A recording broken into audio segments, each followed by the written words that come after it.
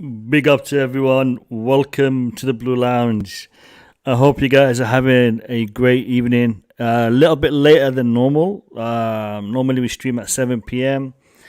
Today I had to do a couple of things, so I had to just push it back 30 minutes. So I hope I haven't kept anyone waiting for too long. Thank you all for being here. As you can see, a new intro. I hope you guys like the intro. I know a lot of you guys like the outro music, so I thought I'll incorporate it into my intro as well. So I hope you guys enjoyed it. Today is the World Club Cup match preview. Chelsea against AL-HILAL. Or actually, it's AL-HILAL against Chelsea, as it's been posted that way. AL-HILAL is a Saudi Arabian team. The Asian Champions League holders are playing against European Champions League holders. Hopefully, we will be addressing this game. The press conference. I'm gonna be looking at the press conference that we had for our club, headed by Mr. Lowe, the deputy to Tuchel. So we'll be looking at that press conference, and I'm also going to be addressing the Arabic media, the Saudi media, and the Gulf media in general, and how they have been talking about this game. As you all know, I have Arabic heritage, so I understand Arabic. So I've been watching the Arabic media, and I've been listening to what they've been saying over the past couple of days, and specifically in respect to Chelsea. And there's a couple of things that I want to highlight in respect to AL-HILAL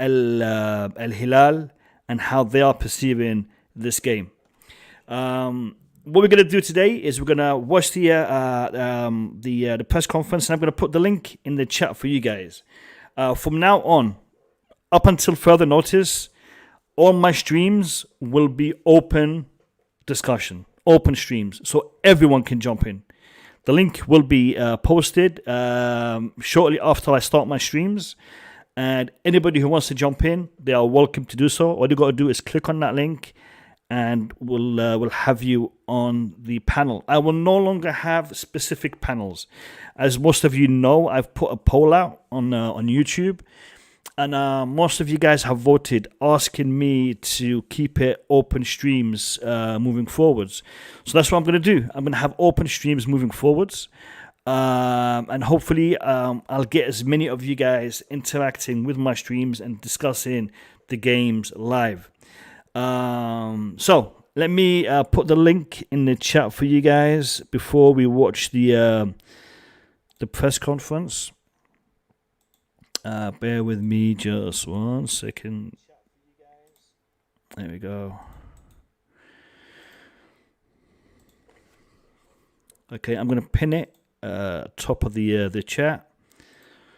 So we're going to watch the press conference, and anybody who wants to jump in, click on that link, and we will discuss everything in respect to the press conference. And we also do a lineup, my predicted lineup in respect to this game.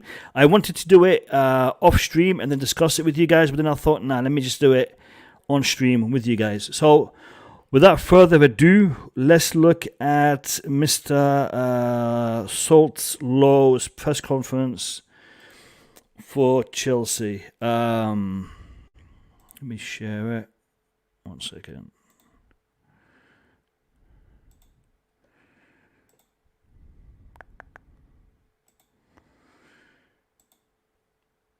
Okay, so like I said, the link is in the chat. We will discuss the press conference once it's over. Let's go.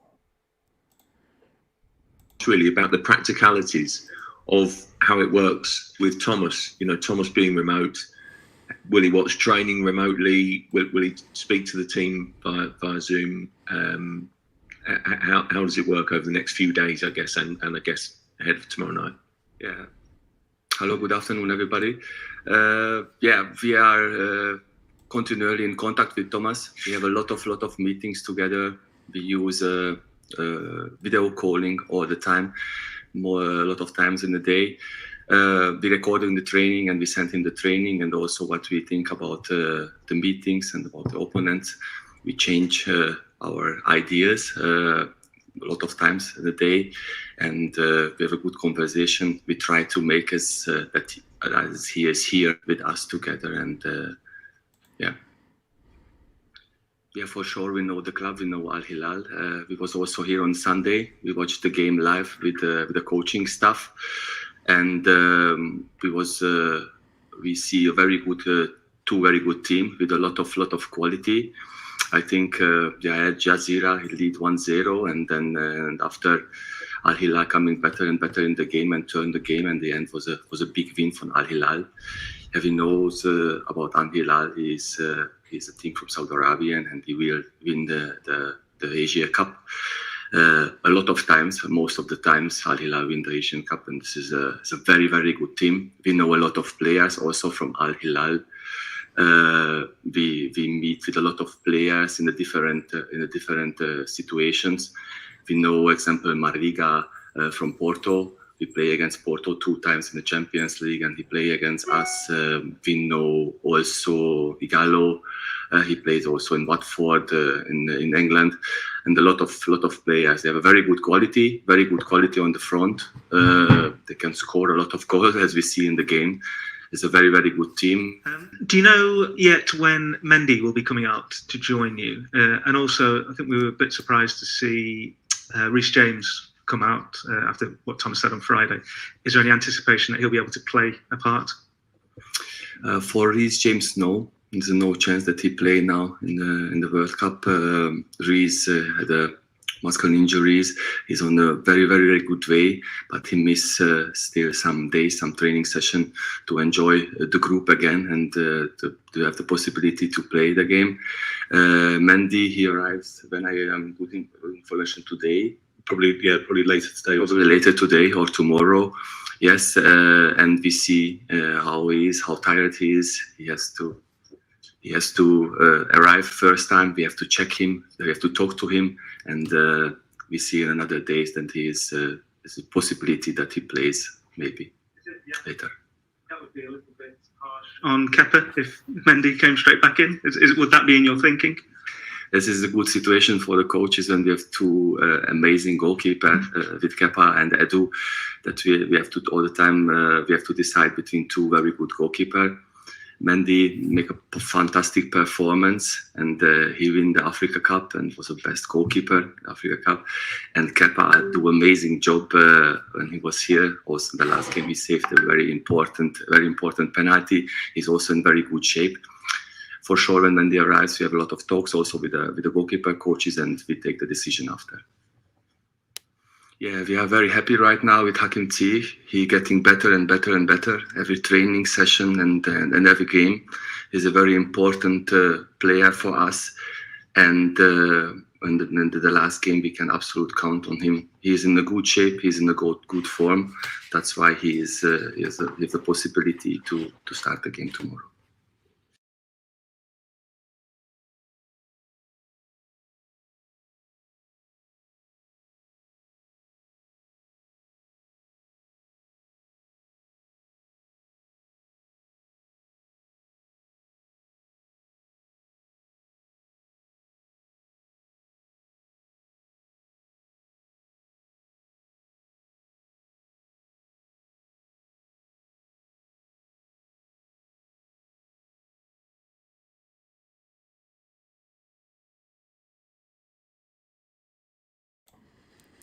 Yeah, sorry, I just realized I'm muted. Oh man, I keep doing that. That's like every stream for the past 3 I've done that. Anyway, yeah. So big up to everyone in the chat. I forgot to address you guys earlier. So big up to Zavio, Nick, Elijah, PJ, Machiavelli, John Arnold. Who else? Elias, Leonard. Who else do we have in here? RD. Big up to everyone. And if I missed anyone, Abdul B. If I missed anyone, I apologize. So Hakim Ziyech announced his retirement today due to the issue that he's had with the Moroccan coach. So maybe this is a short-term thing. You never know.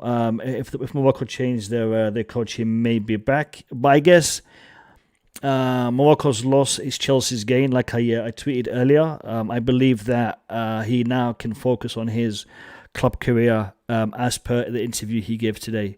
So that's the situation regarding Hakim Ziyech. And guys, like I said, link is in the chat. Everyone is welcome to jump on.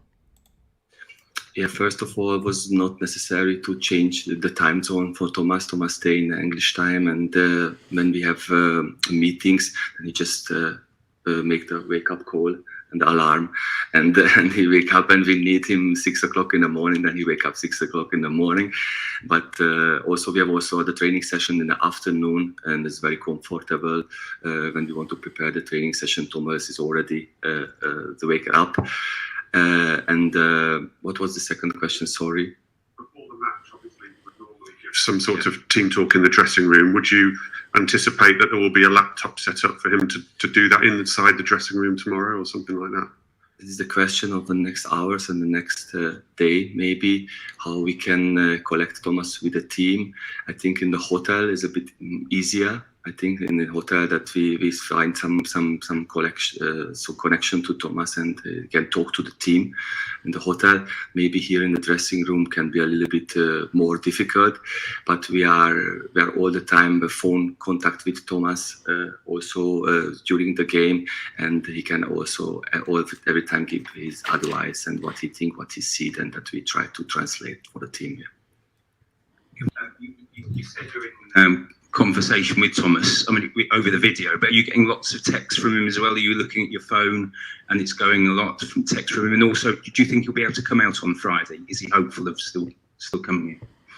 Yeah, Thomas follow the government rules and get tested every day, and we hope that the next test getting negative, and he can travel fast as possible and can enjoy the group and can enjoy the team. We hope very well, and we have a lot of connection to Thomas with text messages. We have phone calls, we have video calls, and we want to give him the feeling that he is with us, and we need absolute his support, and his 24 hours is there. When we have some question or when we need his help, Thomas helps, is all the time there. Thomas is often said to us he's terrible with his phone. Sorry, if you need to ask a question, it's on the phone, but unfortunately on the microphone, but we don't have time. Well, sorry. But they need it for the broadcast. Yes. One last question in the room, and then we'll move online. I think Matt was trying to ask. Thomas says he's notoriously not very good with his phone, and so has he had to change his style? But also on that, normally on the touchline, he gives the team a lot of energy. And he has a big influence, doesn't he? I understand that you guys can't copy Thomas. So is there a bit of an extra challenge on the players to bring that energy for themselves and as a group to sort of, add the thing that Thomas would normally add? Thanks. Yes, as you said, we cannot copy Thomas. Thomas is one of the best coach of the whole world. You cannot copy him. That's why we have to share in the whole training on the coaching stuff and do different things, and on the sideline also, as in the cup game, we change with my colleague, with Arno Miches, and we try to push the team forward, and we change all the time, and when somebody sees something or has a good opinion what can help for the team, we step up and we communicate it during the game and also in the halftime. Thomas is not his strongest part to have phone calls and messages, but in this case, he has to be prepared and he has to be ready. And when we need him, then he has to be there on his phone. And until now, in the last days, was absolutely perfect. We can reach him all the time when we want. All right, fantastic. The press conference focused mainly on Thomas Tuchel and his connection and communication with the team. Is my camera a little bit? Oh, it's focusing. Yeah, the connection with the team and how he is able to communicate with the team. I think Thomas Tuchel will be missed in respect to his strategy, his tactics, his influence. However, I think he is communicating, and I think there will be a good relationship and a good communication with the coaching staff. But to be honest, I don't see the coaching staff. I don't see Thomas Tuchel influencing the selection or the training. I think it's more to do with the coaching staff that is out there in Dubai. Because him being so far away, I think it would be counterproductive to have him intervene. That being said, if he is able to test negative, I believe by Thursday, then he can catch the next flight and meet with the team before hopefully their final on Saturday. And just so you guys know, Palmeiras did win against Al-HILAL today, so it will be a Palmeiras final. Will it be Chelsea? Will it be Al-HILAL? Hopefully it'll be Chelsea. In respect to Reece James, people were asking, why is he with the squad? Will he be taking part in the games? It's clear that Reece James is part of the squad. However, he is not. So he is part of the group. However, he is not part of the squad because he's there to help him with his recovery.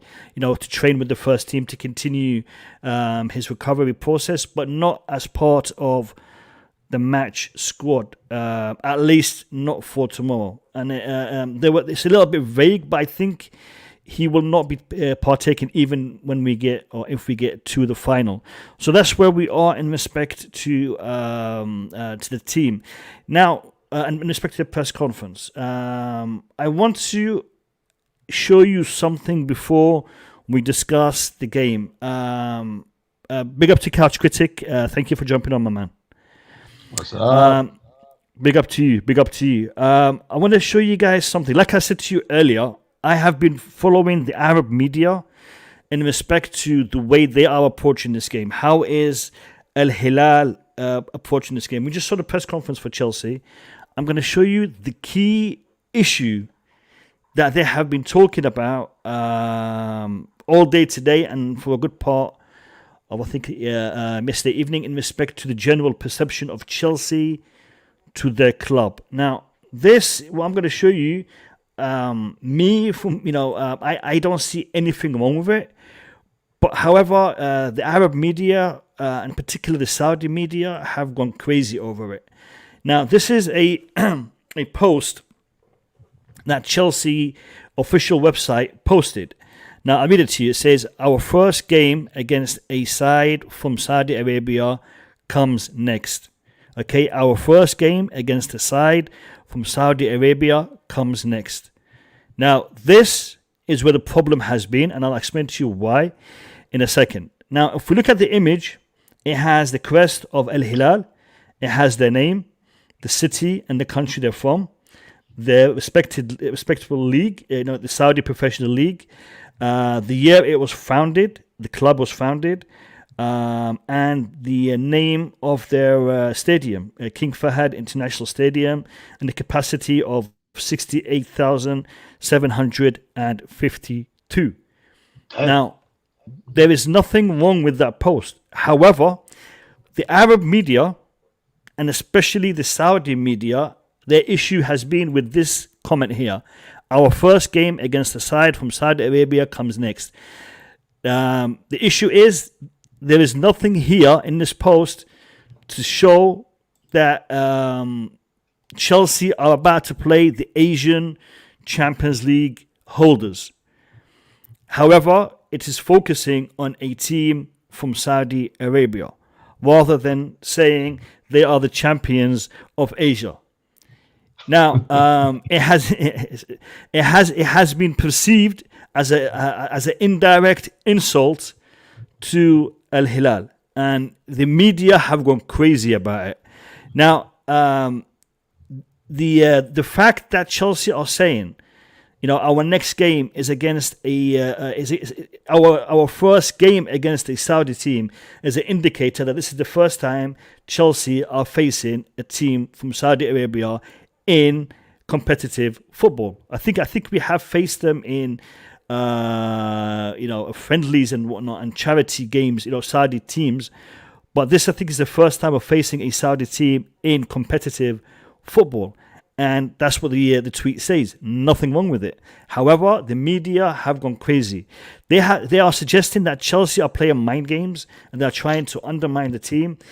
The way I see it is the reason why they're doing this is because they are trying to hype up the team, the Saudi team, when they come to face Chelsea tomorrow. Right, so that is where we are in respect to the official Chelsea press conference and the key point in the media, the Arab media, surrounding Al-Hilal and their fixture with Chelsea tomorrow afternoon. Now, before we go and talk about the predicted lineup and whatnot, I want to get Couch Critic's take on what he's heard. Couch, there's been a few press conferences today. There's been the managers one, Azpilicueta's one, Hakim Ziyech announced his retirement from international football. I also tried very hard to watch and understand the press conference for the Al-Hilal manager, but I couldn't find one in English or in Arabic. So I just read about what he said, and it seems like, again, this is the point of contention, this tweet. So where do you stand in respect to into this game and what you've heard so far in the build-up? First of all, big up, Mo. I know it's been it's been a bit since I've been out here. I can't lie. It's been a while. But happy to be back, and this is all news to me. I didn't know that this post was drawing so much consternation and attention. But I was of the opinion that most of the angst was being directed at FIFA because of the fact that the better teams, being Chelsea or perceived better teams, have a bye right into the semifinals, whereas the teams from Asia and whatnot have to play, a quarterfinal game and then get there. So they're thinking. I heard that Yardim was complaining about the fact that they have to play another game before they play a tougher opponent, and he got his beef with FIFA about that. But this whole smoke and mirrors thing about what's wrong with being from Saudi Arabia? I don't understand. You should be respected. That should be respectful. Saying we're the Saudi Arabian champions, or wherever, Asian champions. Yeah, but being from them, saying that you're from Saudi Arabia, that should be a badge of honor. You should be yes, we are representing Saudi Arabia. The issue is that they haven't mentioned anywhere on this tweet that they are the champions of Asia.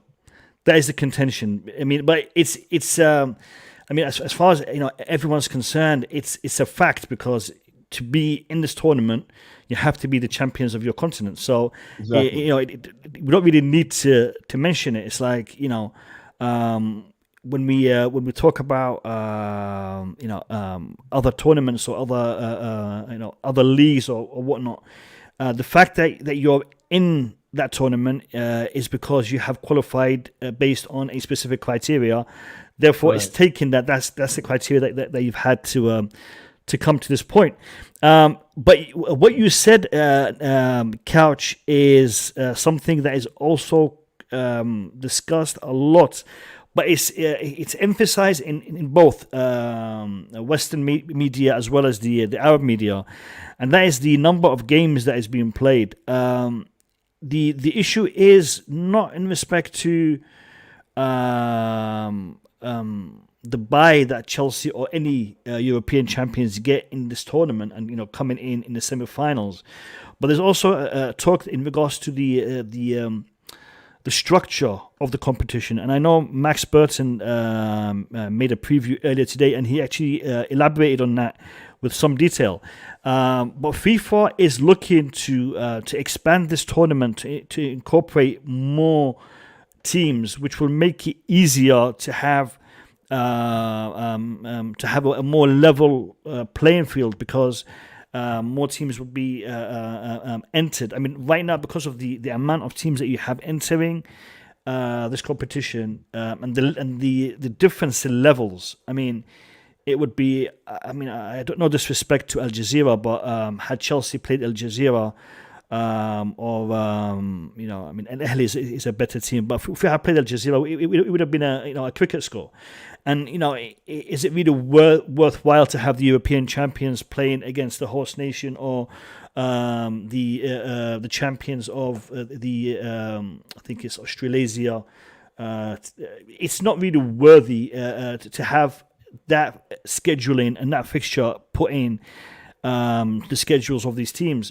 However, if you were to make it bigger and you were able to play it at the end of a season rather than having it in the middle of the season, and to have it played in a year where you don't have Euros and you don't have the World Cup. So there is a lot of thinking behind how to best incorporate it. So we'll have to wait and see what happens in respect to this in the future. But as it stands, Chelsea are in the semi-finals tomorrow, and hopefully they can make it to the finals and play against Palmeiras. Nick Blue, welcome to the stream. I know you're a big fan of this competition, and you can't wait for Chelsea to win this trophy, man. So let me hear it, man. Your thoughts? That's what. Yeah. No, I want. Of course, I want to be watching it, but I want us to win, of course. But you know, I'm still not a big fan of this competition. That's true. I thought I had to come on. I thought you had enough of us, but you still put us on. No, Nick. What it is, Nick. I mean, when I first started this channel, I did not have a specific panel. I would, start my stream, post a link in the chat, and whoever wants to come on is welcome to do so. And that's how I met most of you guys. I mean, Couch, Boogeyman. Yeah, I'd put the link in. They jump. You jump on, and people that you jumped on a regular basis, slowly but surely became part of the channel and part of the roots and the foundation of this channel. So everyone is welcome to come on, and all you got to do is just click on the link rather than me sending the links out to multiple people before the stream. It's a lot easier. It's a lot easier for you, I think. It's much easier in respect to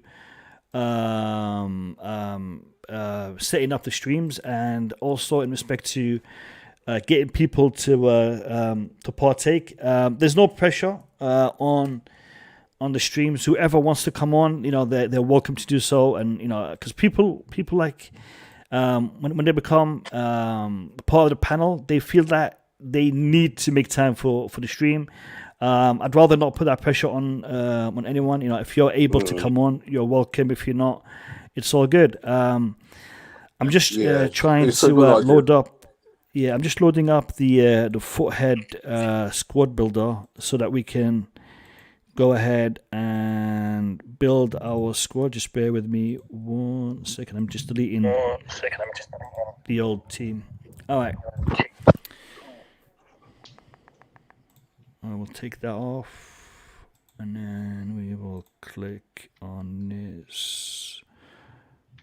Hey, listen, Xavier, I want you to come on, man. I got something to ask you. You are talking about what is it? Kepa taking over for Mendy.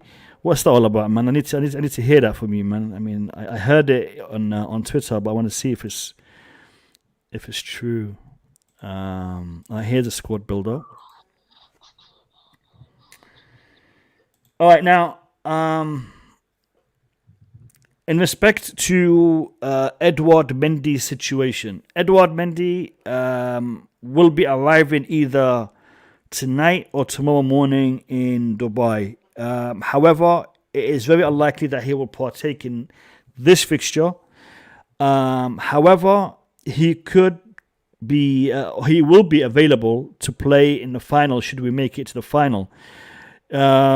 But before we do the lineup, do you guys think that he should take over from Kepa and play in the final, or not? What's your opinion on this? I mean, why not? Like, it was his tournament. We wouldn't be here without him, right? You know what I mean? Like, if you're still involving the entire team, like, he'd be gutted not to play the final. I mean, if you give Kepa the semi I mean, he's still a part of the group. He earns a medal as well. And, you give the rightful first team keeper the final. I mean, I don't see any problem with that whatsoever. It's a squad. It's a full squad. You've given Kevin an opportunity, and then, you turn the reins over to your rightful number one for the final. I have no problem with that. Yeah, I mean, he's a big reason to why we are in the in this tournament, and Kepa played a part as well. I think both players, when they wear that medal, and they've actually taken part in the tournament. I mean, Kepa will get a medal, but Mendy will get a medal, but for him to get it after playing in the final, I think it would just be that little bit sweeter for him when he's wearing it, when he's presented with the medal. I think, and like the other thing to consider too, this is not an opportunity. Like, these are rare opportunities to play in the final, like the Club World Cup. As much as I don't think it's like the biggest tournament in the world, the fact that it's the hardest to win, based on the fact that you have to qualify for Champions League, win the Champions League just to be here, means that if we get to the final, I mean, anyone would be gutted to miss the final because they know how hard it is to get there. So I would just go. I wouldn't want to rock the boat too much. I would just go with my number one and just deal with it from there. Yep. For tomorrow, it's going to be obviously Kepa in goal. Are we playing this formation, lads, or are we playing something different? I mean, what do you guys expect for us to be playing tomorrow? I think it's going to be 5 at the back, personally, just because we have more fit defenders now. We can actually play this shape now again with the likes of Christensen back, Chalobah back, Malang Sarr, Silva, Rudiger, and then we have our 2 wing backs in Alonso and Azpilicueta. I think that might be the shape to go with, but who knows? Like, who really knows? I don't think that we have actual fullbacks, is what I'm saying. Like, I don't think that you can play. I mean, AL-HILAL is a very very quick team. They have quick build-up play as well. So the passing is quick. Their attack is quick. I think if we play 4 at the back, we'll be caught out. So I'm looking at the 5 at the back to be our best option for this, because we would want to control the tempo and dominate from the get-go. If we play 4 at the back, we might concede an early goal and then make it that little bit difficult, or that little bit harder for us to move forward. I'm seeing Azpilicueta and Marcos Alonso on the wing backs. Do you guys agree, or do you think we could see Kennedy maybe partaking? We're going for Alonso Aspi. And Alonso if we play with wing backs for sure. Alonso or Sarr could be Sarr as well. Sarr not as a wing back. I mean, if we're playing 4 at the back, all right, yeah, but not as a wing back. I don't see that. And in respect to the defense, it's going to be Rudy, and then I'm gonna guess Thiago, and Chalobah. Yeah, I'd say so. Yeah, I don't think Chalobah will come in straight away. So who plays there then? Christensen, who's also been injured. Yeah, it's hard to say there. Yeah, I think it's going to be tough. Because Chalobah just come back. Will he start, or will he be on the bench? Well, Chalobah's actually been training for about 10 days. He's been just under 10 days. He's been training. I'd rather Chalobah than Christensen, really, because Christensen, his mind, he's in 2 months at the moment.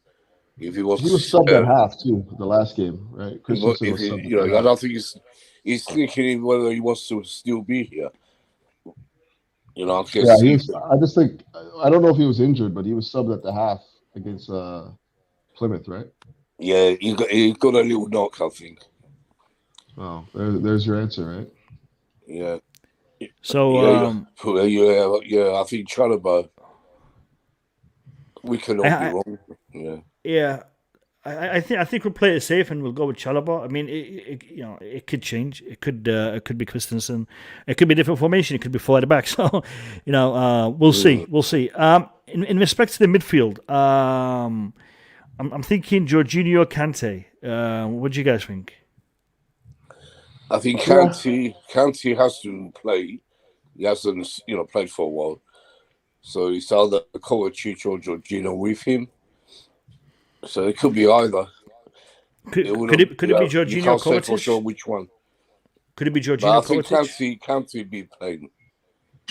Kante, Jorginho? Sure. Yeah, it could be Jorginho, but it could also be Kovačić. It could be anyone. Like, let's just be honest. Yeah. It could be this. It could be that. So, it's just what you think is going to happen. I think it's going to be Jorginho and Kante myself. But I mean, it could just be anybody at this point in time. It's a semifinal. Yeah. You want to say something for the final, but if you don't get there, then you have even more egg on your face. So I think we got to go with the strong lineup and play with the preferred.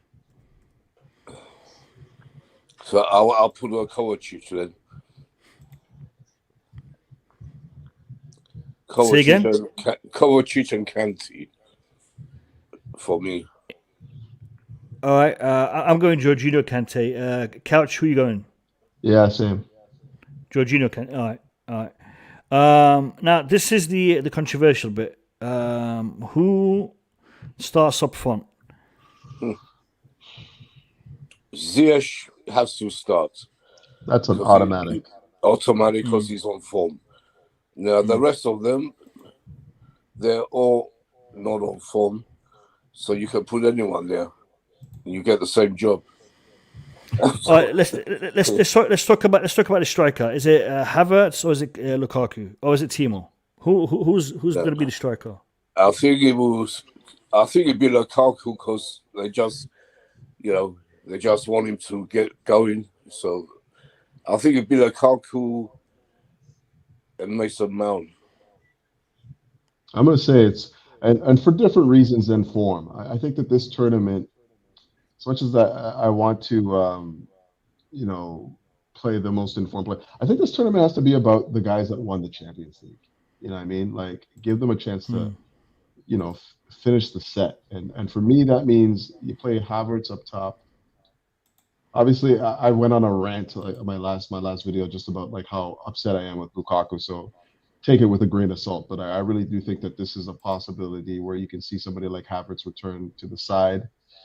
We've seen about 8 games of Lukaku and haven't seen any sort of return. Obviously, he's in his head right now. So I would play Havertz and I would play Havertz in the middle. And then, if you need to bring on Lukaku because things go a little pear-shaped, at least you're giving him a different look. He's not coming in from the start and then, trying to influence a game from the beginning, which he hasn't been able to do in quite some time. So, maybe seeing it from the bench, coming on with a different sort of like perspective might give him something else. And who would you place to him? Ooh, I don't know, dude. I mean, if Mount is fit, then I'd play Mount. Mount. If Mount, because he came off too injured too, right? He went right down the tunnel. So I know he's been training, but that doesn't really say a lot about whether or not he's match fit. Yeah. So I would probably go Pulisic myself, but I don't know. You see, there's 2 elements here for me. I agree with you that Havertz is the one that should be starting tomorrow. Let's drop Lukaku and let's get him on at halftime, and maybe that will be the push that he needs to maybe get his act together. The fact that he has to look at the game from the bench for a little bit, maybe. I also think that we've always seen a good link-up play between Mount and Havertz in the past. So they play well together. Also, we've seen Mount and Ziyech develop a good partnership recently as well. So that will also be going for us. And one thing that Mount does really well is press. Up front in attack, he presses well. And one thing that we don't see a lot of in Asian football is good pressing players. So Having him doing that against the defense of Al-Hilal might be something that they're not used to, and maybe he will get them to make that mistake, and hopefully convert a chance or two. Do they play out from the back? General, I only have the highlights that I've seen, but do they generally try to play out from the back? I'll be honest, I don't really watch Al-Hilal. I don't watch the Saudi League at all, but I've seen them play a couple of times in international club fixtures against the Iraqi teams. It varies. They're not your what's the word here? Your orthodox team. They will mix and match their style. They have a large South American influence in the way they play. So there's a lot of flair in that team. So it will not be a straightforward game for us. If we play it smart, we should have this game in the bag. But at the same time, we should not take them for granted. And this is why I think a player like Lukaku will be, he will be lost in this game. But maybe Havertz, Mount, and Ziyech would be the way to go. Erin Jagger saying, Blue Lounge, Assalamu alaikum, brother. Where is MDT? He has disappeared, brother. He has disappeared. He's got work and family things that he's dealing with. So when he's available, he'll be back. But he's currently away with personal life. So yeah, we miss him as well. We've missed him as well. Big time. MDT, if you're watching, everyone's asking about you, man. So if you got a minute, click on that link and jump on. Let's hear it. All right, so Nick, you concur? Mason Mount and Havertz, yeah? Yeah, I wouldn't mind, if Lukaku's on the bench, but I just can't see it happening. I want him to be on the bench, really, and have Havertz, start. And I don't think it will happen. We want it, but we put Havertz. We're putting who we want, so we put Havertz. Yeah, I mean, to be fair, we've had Havertz as our striker in, I think, the past 3 lineups we've done. And every time it's been Lukaku, so... That's what's going to happen again, I'm afraid. You might see Callum Hudson-Odoi then, too. I have a feeling we might see Timo Werner as well. One thing, this coach... I mean, you see, that's the thing. Is this team going to be selected by Thomas Tuchel or by Zolo? Is that how you pronounce his name? Zolo? That's how you pronounce it. Zolo. Yeah, because Zolo is also a good coach back in Germany, and I think he also worked under, or he's part of the graduates of the Ragnick School of coaching or of football, and apparently he's very keen on Timo Werner and on Havertz in respect to working with them in the past. I think he worked with RB Leipzig before he came to Chelsea, so he does know Timo Werner from way back. So maybe he will give him a start if he is the one who is choosing the team. First of all, I think. Definitely, is this going to be Tuchel's team? Tuchel sets up the club. Yeah, need constant communication, and because like Werner, doesn't mean you can coax the best out of him. Let's be honest here. This guy's been struggling for every game he's played for Chelsea. I think you'd be coach. I think you'd be Tuchel and Lowe. They probably pick the team together because he's out there with the players and Tuchel's in England, so they probably decide together.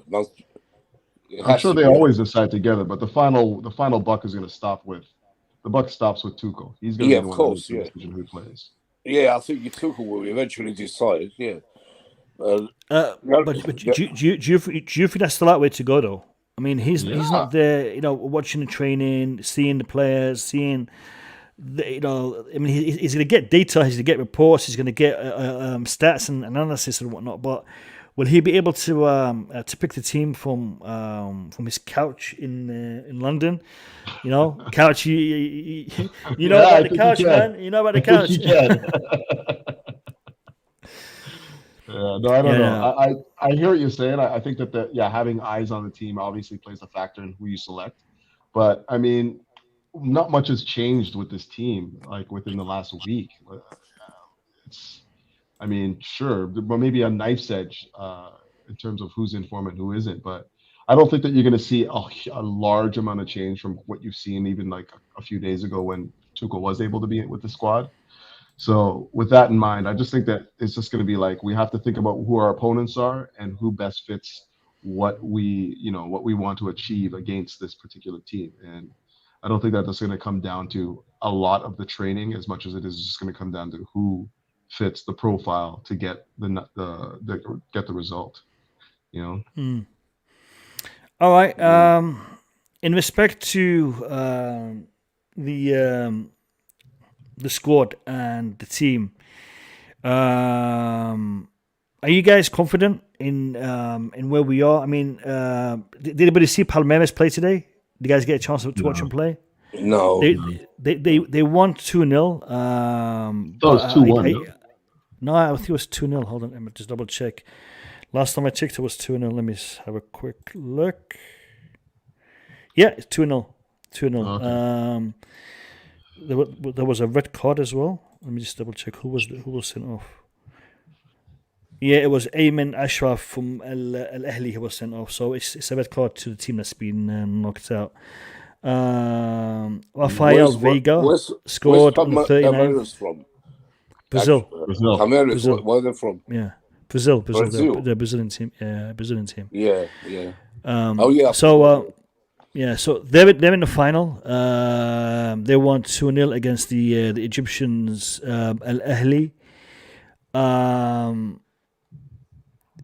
You know what? This is the tournament.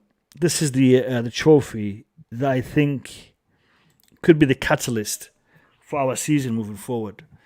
Winning this now, and then you got the Carabao Cup a few days later, the final of the Carabao Cup against Liverpool. We could literally have three cups by the end of the month. Super Cup, World Club Cup, Carabao Cup. Not a bad season, eh? Yeah, it'd be a great season. We went without the FA Cup. We should get the FA Cup as well. What? FA Cup is wide open. By right, hey, listen, FA FA Cup is wide open. FA Cup is wide open. Yeah, and we've got Luton next round, so we should be beating them. I want this guy to come on. Gabriel, click on the link and jump on. You're from that part of the world, so I need you to come here and tell me what you know about AL-HILAL, man. Because I know a little bit. I've done a bit of research, but you're from that country, man. So come on here and give us your insight, Gabriel. Sorry, Couch. I cut you off. Yeah, you were saying. No, I just think that we can't really think of too far ahead with these cups or whatever, but we got to get through this game semifinal and then hopefully move into the final, and then we can start looking at things. But big up to Mendy too. I don't think we were able to shout him out too, just because if we can get to the final and win that, what a season he's had. Super Cup, wins the AFCON with his club, and then whatever we do after that. So yeah, I just wanted to shout out Mendy one time because we haven't really had the opportunity to do that on there. I'm from South London, but my father from there. I know very little. I know, man, but I thought what you know is going to be more than what we know, innit? So True. True. Listen, Couch, Mendy, he's got to be a strong nominee for the Ballon d'Or now. Come on, man. Ballon d'Or? Ooh. Yeah. So Come hard on, to man. get Ballon d'Or as a keeper. So hard. Yeah, but I mean, look at what he's achieved, man. Look at what he's achieved. I agree. The achievements are awesome, but Ballon d'Or is usually reserved for goal scoring attackers. it's very rare you see even a goalie get nominated unless he has a World Cup, Champions League, domestic, champion. Like it's just a hard one to win. But I hear you though. Like I think if all things were equal, what they should do and what should be the rightful thing to do is you have Ballon d'Or for the attackers and the players that go forward, and then you have it for the goalkeepers. Like who's the best goalkeeper of the year and who's the best, because it's just not. You're never going to see a keeper win that just because of how we revere attackers and whatnot. When was the last time even the defender won? If we talk about the what is it called, the Yashin, the Yashin goalkeeper award, the one that they gave to Donnarumma. Right. Right now, Donnarumma got it because he won the Euros, correct? Yeah. Now Mendy, he's won the Champions League, he's won the African Cup of Nations, he's won the Super Cup, he's about to win the World Club Cup. I mean, there isn't much more that he can win as a goalkeeper. I mean. Yeah, I think if you're looking at it, because how's Ballon d'Or decided? It's calendar year, right? So yeah. He would have to. Okay, so AFCON counts, and then if he goes on to win the Carabao and this Club Champions World League. Cup, he'd have to win a big one, like a really big Champions one. League. Champions League would have to be in there for him to even be. It won't be easy. Yeah. Maybe next year we can win the Premiership, and then he will get it. He can go on without the. If he were the Premier League next year, he'd have to have such an immense role in us winning it. I'm talking about like 20 clean sheets or something. Like it's just so hard for a goalie to win it. Like I can't tell you the last time even the defender won it. I think it was like maybe Cannavaro after Italy won the World Cup, and I think they won his domestically. What team was he on? Cannavaro. Was it Inter? Something like that. AC. It was Cannavaro was playing for, was it Lazio? Napoli? Oh, it was AC Milan? Was it AC Milan? No, AC. No, he wasn't AC Milan. AC Milan is Maldini. Maldini was AC Milan. I think it was Lazio. Maybe Inter Milan. Yeah. I thought Inter too. I see the blue, but I think it's because of Azzurri. Yeah. Emin Jagger, there's no issue between MDT and Boogeyman. They're brothers, man. They're brothers. I mean, people get into discussions, they get into a debate, but there's no issues there. That's the first thing. And in regards to Hakim Ziyech's international retirement, we addressed that earlier on in the stream. Juventus, Gabriel, Parma and Juventus, correct. So Hakim Ziyech announced international retirement. We've addressed that. I think he will be back playing for Morocco. I'm sure of it. I mean, it's just going to take maybe a change of coach or a change of attitude. Benzema announced retirement from international football because he was sidelined by Didier Deschamps, and now he's back. So international retirements are a little bit fragile. So you never know. People can always change, especially when they've still got a few more years in their career. So I think it's early doors, but he won't be playing for Morocco for the foreseeable future. That is for sure. All right. Sorry, Nick, you're about to say something? Yeah, I was going to say about Ziyech. Yeah, go on. Yeah, he probably. He doesn't get along with his coach. This coach doesn't fancy him for silly reasons. But like you said, once they get a new coach, he'd be back. It gives him a chance now to really play for us even more. His mind to be just on Chelsea. That's a good decision, I think. Yeah, because it's getting better every time I see him now. Yeah, I'm just curious. The formation will it be a factor if we play 5 at the back, or will he? I think it'll be 4 at the back. I think we got the wrong formation. You think so? Yeah, I think it'll be 4 at the back. 4-3-3. And who would be the player that we're missing? Well, it's going to be. I think it'll be Sarr At the back four be Sarr, Rudiger, Silva, and Aspi. That's why I just think it'd be like that. Hold on. It could be. I could be wrong. Let me bring it back up. Because I can't see that. You see, the thing is with what you're saying. Let me have a look. So you're thinking 4-2-3-1, yeah? Yeah. 4-2-3-1. Where is 4-2-3? If Lukaku's going to play, it'd be like that as well. So I'm guessing no Chalobah, and then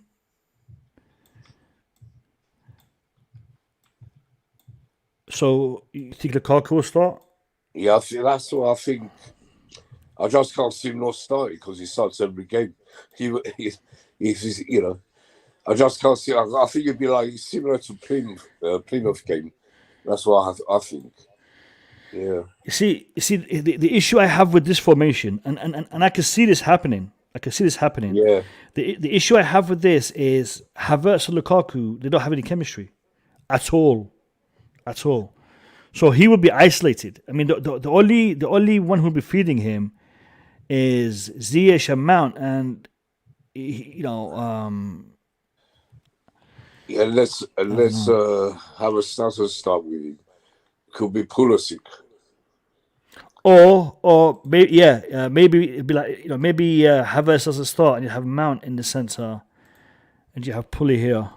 Yeah, man, Havertz be on the bench just in case. That's what I think. I just had a feeling because of Lukaku, he starts every game. That's the thing. Yeah, but he does until he doesn't, right? Until he doesn't. Yeah. Unless he scores a hat trick tomorrow, then he hasn't been playing well enough to be starting every game. That's what I'm saying. I know, but he's not playing well, but he starts every game, Coach. Yeah, no, I hear you. I was shocked to see him start that many games in a row with. I'll be very shocked if I don't see him in the starting line. I will have a heart attack. You'd be shocked if you don't see him? Yeah, I'll be shocked because he's the first name on the sheet. Come on now, he's not the first name on the sheet. He is. Nah. With Rudiger and Silva, it's him. Nah, I would say I wouldn't be shocked to see him start, but I wouldn't be shocked to see him benched either. It's just he hasn't been good enough. He just hasn't been good enough.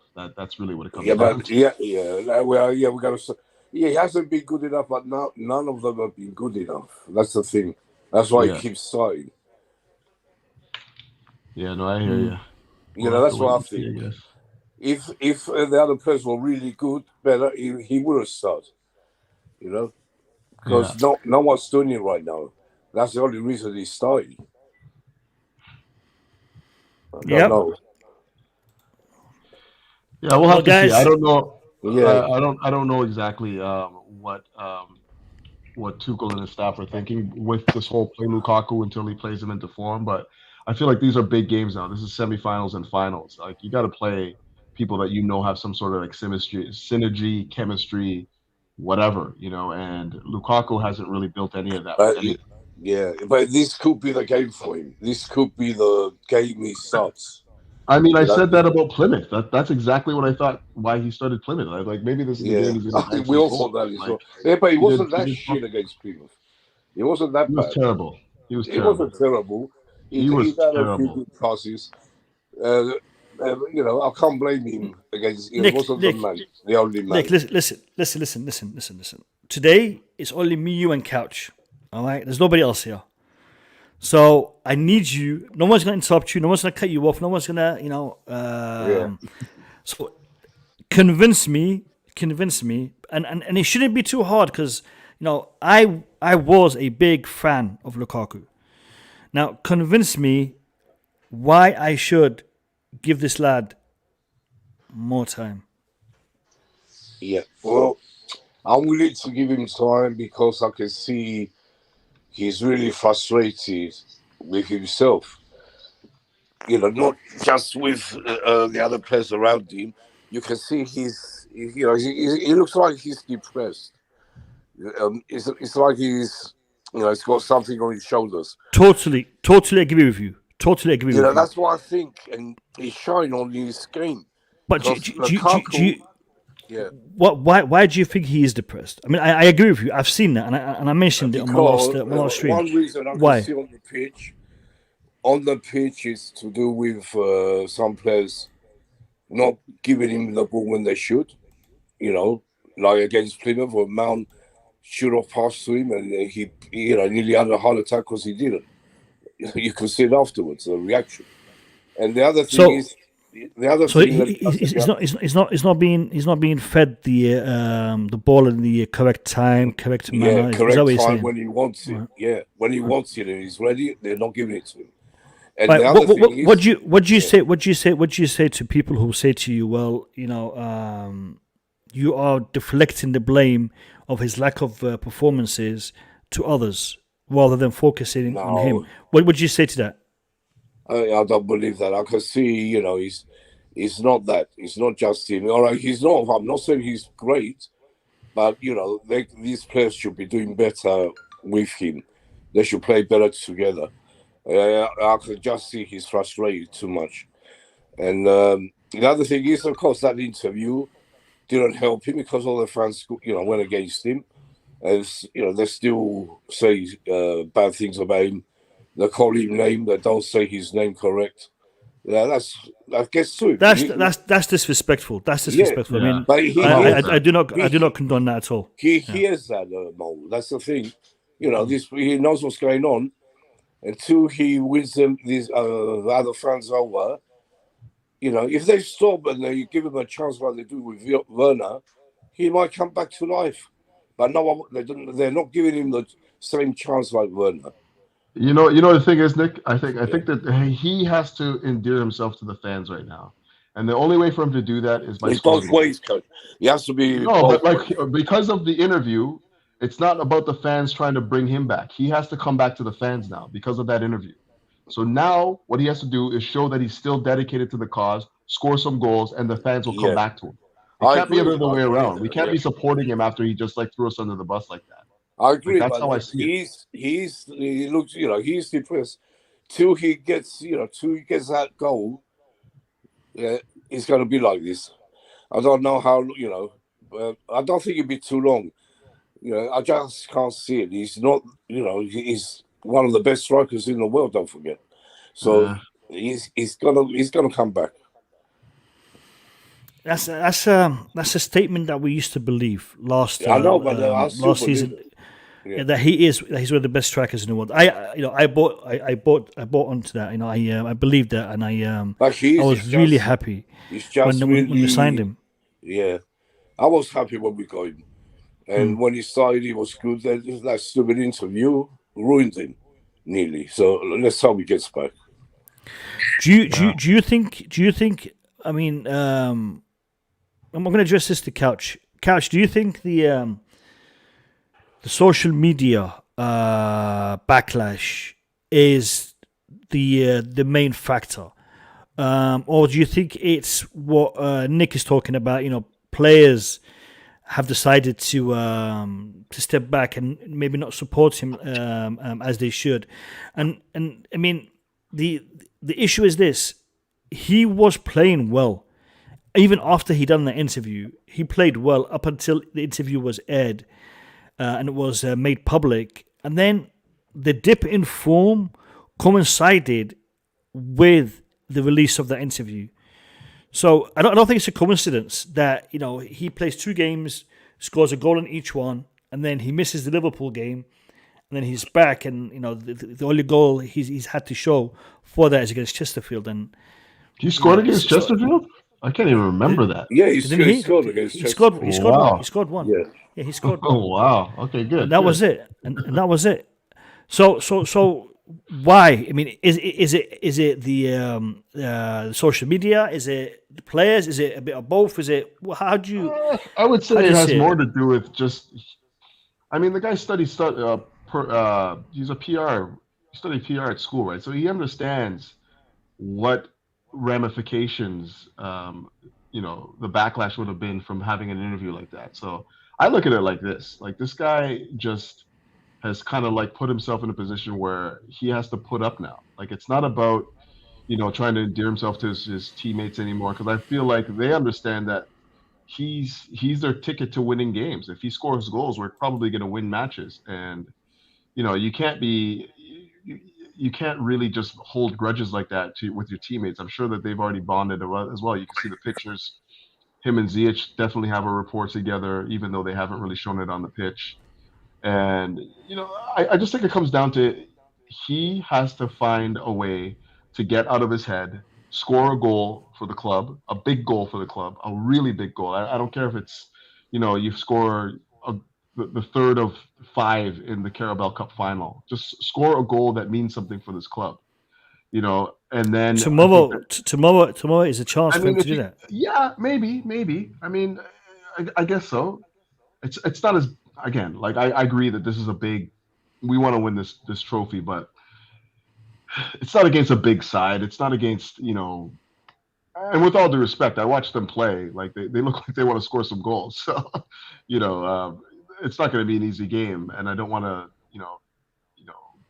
definitely underestimate them. But it's not really a big game in terms of that, the stature of the game, But if he scores tomorrow, sure, that's something he can use to build on, and start to get some support from the fans again. But I think it all comes down to what's in his head right now.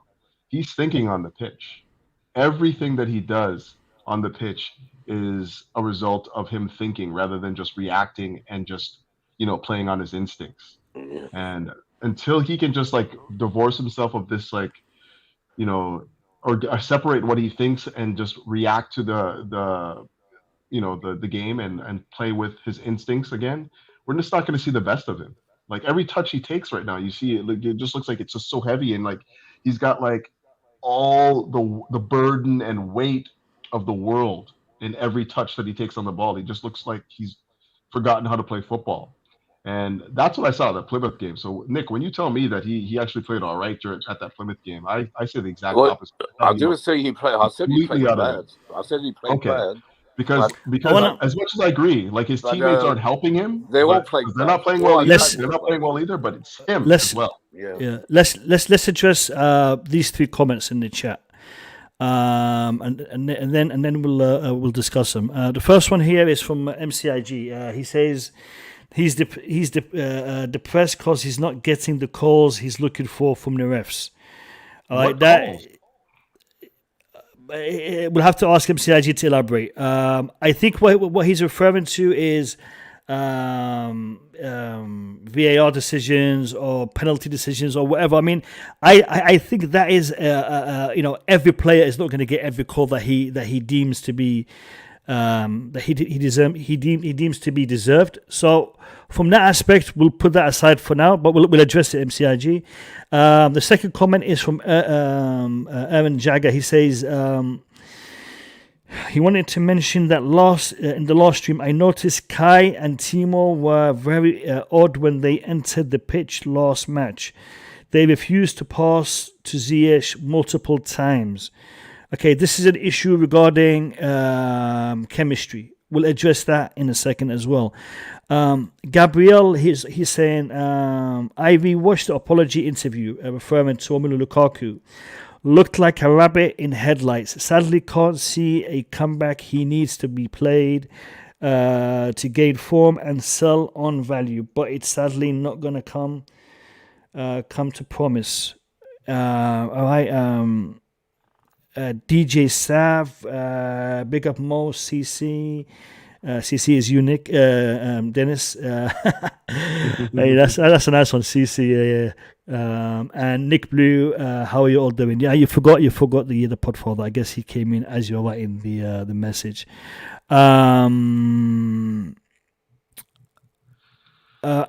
Couch, can you see the message in the private chat? Yeah. It's your call. It's not my call. That's your thing, man. It's all good. All right. Listen, guys, in respect to all of these comments, all of these positions, they all have value. Podfather, welcome to the stream. I'm going to let you start us off on this aspect.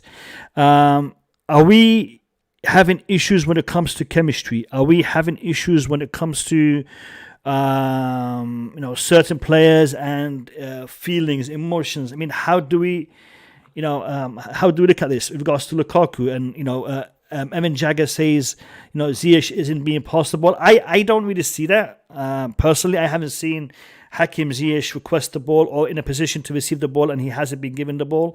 I have, however, seen it for Lukaku, and it has been highlighted a couple of times by different individuals. So, do we have a chemistry issue? Does Lukaku have a mental block that he needs to come over or get over? What's your stance on this, Pod? How you guys doing? You all right? Welcome. Yes, Welcome. We're doing good. We're doing good. Yeah, good. The Lukaku one is interesting because I watched a lot of highlights of him at Inter Milan last season, the season before he joined it. Just generally just took an interest in Inter Milan and Conte and all the former Chelsea players and stuff. His body language has never been great. You know what I mean? So it's something that people shouldn't read in too much. Like if you look at him when he's at Italy or Belgium, he's kind of player. He comes alive when the ball comes to him, but off the ball, he looks like he's daydreaming. He doesn't really. He's not the kind that's like a Vardy who's going to constantly make runs or an Aubameyang or anything like that. He's literally just strolls around when he gets the ball, and he's very demonstrative every time somebody doesn't pass to him. Like I've seen so many times where. It was an impossible pass for the winger to make, and he was still complaining, like, "No, you should have passed me the ball." I need exactly. That's him. So, you shouldn't read too much into thinking that's, Yeah, Pogba. What about the Mason Mount? He should have passed to him. That's different. I know what you're saying about the other things, but against Plymouth, he was right next to him. He was free. There's no one on him. Yeah, he's screaming for the ball. All you have to do is tap it to him, and it's a goal. But he didn't. He shot. That's why. 100%. They're definitely. You're always gonna get that in football matches. You're always gonna get times where Salah doesn't pass to Mane doesn't pass to Salah. Aguero doesn't get the pass he wants from Sterling. Like that's just normal in football. It's just because we're getting such few chances for him, we almost have to be perfect. And it seems like every ball has to go to him every chance we get. But if I'm a teammate and I play, 7 balls up to you and you win one duel, just subconsciously I'm going to think twice, before I pass to you in a similar situation, because if you're losing possession, it's like playing back a back pass to the keeper and then he keeps miscontrolling it or doesn't pass out, then you're going to stop going back to the keeper. And I think what happens in terms of the chemistry in the club, I think.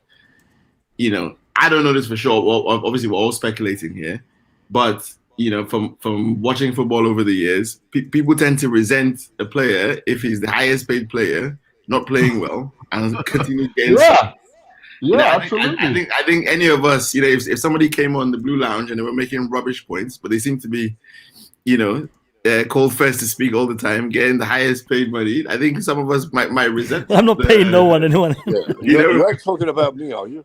No, not at all. I think we might. Wages online, please. Keep my wages out of this, man. So and my only worry with him is because he even though he's experienced, 28, he doesn't really have a track record of like going through a spell like this and then coming through it. That's the worrying part. It's not like you can look back to his career. Like usually, if he has a bad season, that season is just bad. And you can pretty much write that season off or whatever. And the next season, maybe he comes back better or whatever. But he's not he doesn't strike me as that like really mentally tough character or striker that I've seen in the past. That's unfortunate. If you can't, where's Boogie, man? Put on some clothes, man. He's looking sharp, man. What are you wearing? Hold on. I need to make the screen bigger. New striker for tomorrow. I need to make the screen bigger, man. Wow, man. Where are you, man? Where are you? Are you you're playing centre forward tomorrow? Where are you? Place. Yo, guys, I'm doing some stuff somewhere at this point. That's why I was just listening. But the comment of Podfather is the reason why I jump in it, because he was saying that. Well, when he was talking about his paycheck and whatnot, and he's like, I'm not getting paid as much as.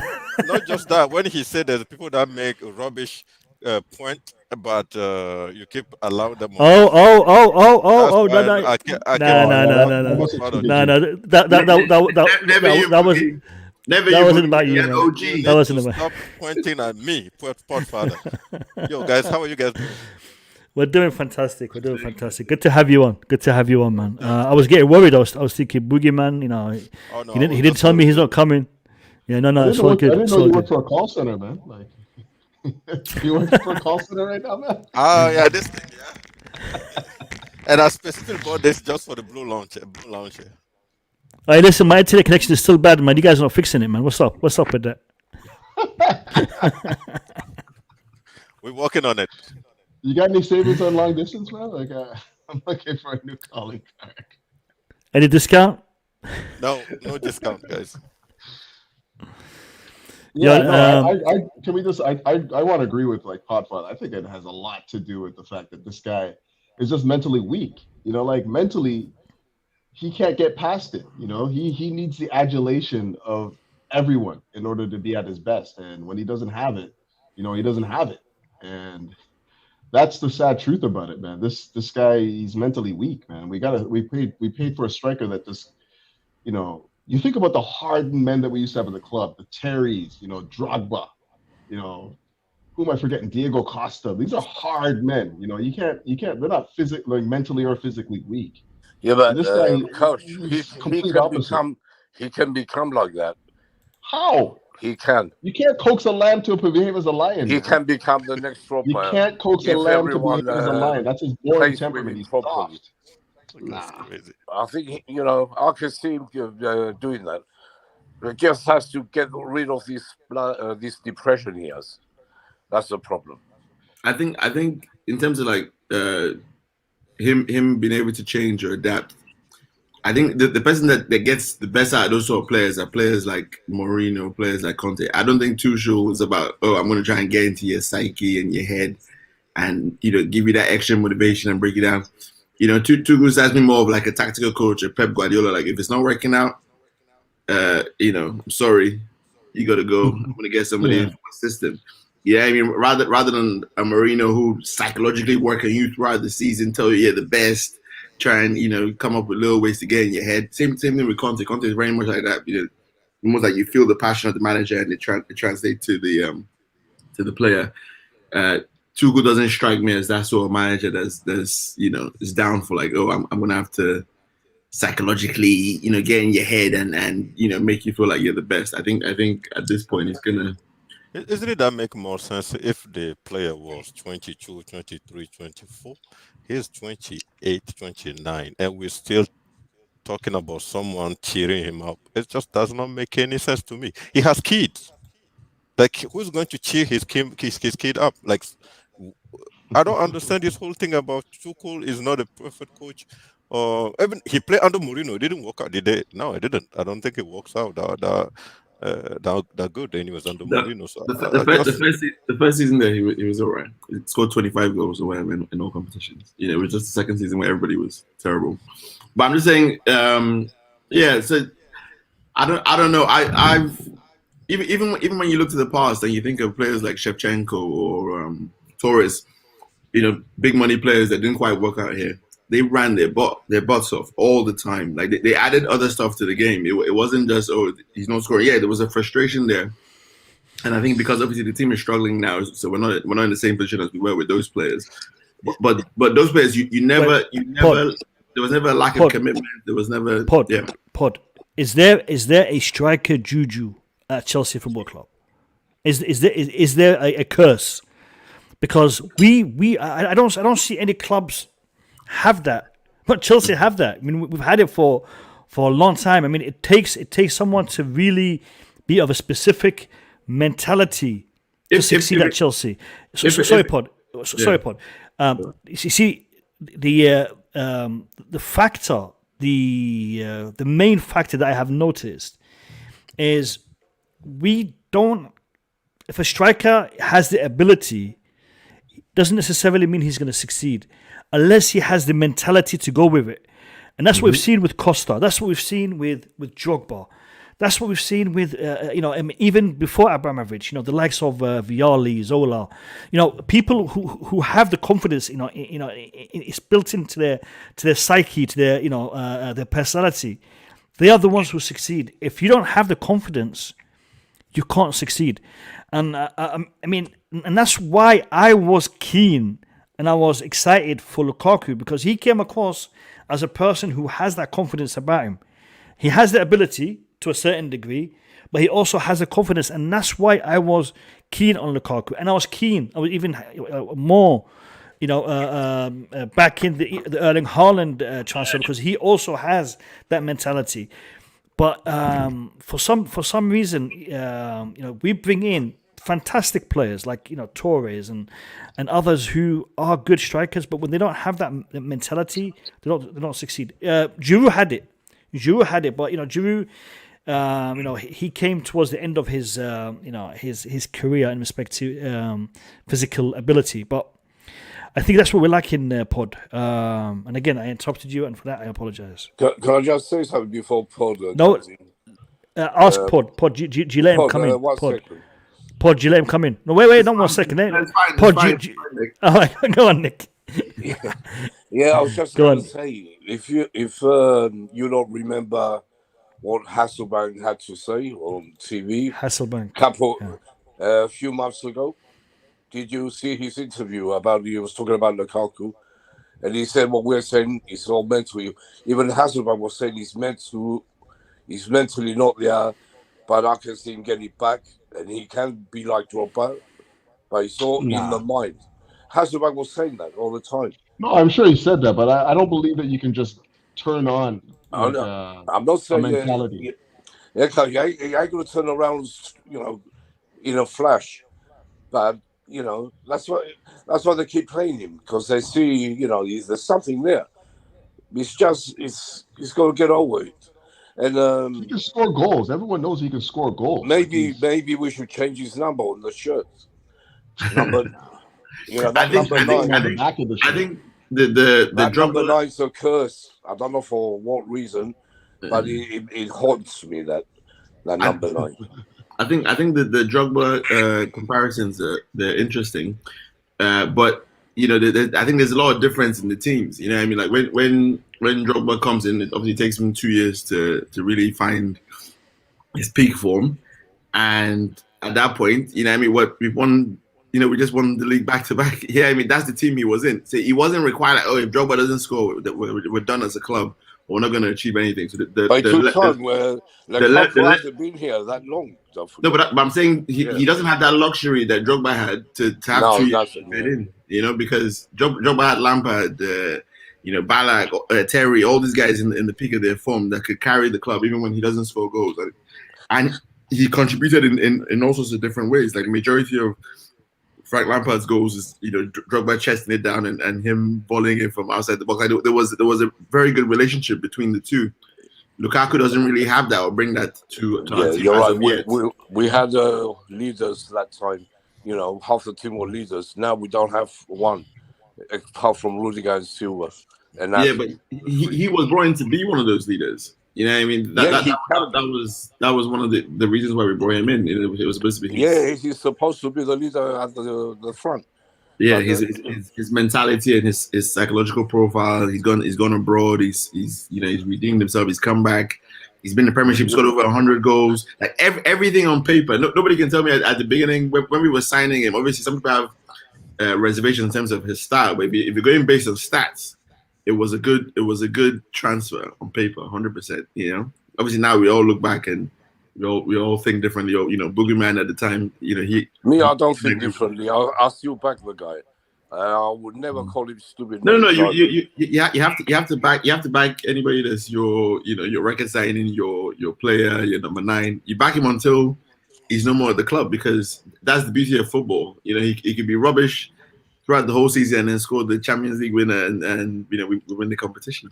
Yeah, but a lot of our fans, they don't back the team. They back individual players, and they hate individual players. That's a big problem we have, and that doesn't help Lukaku either.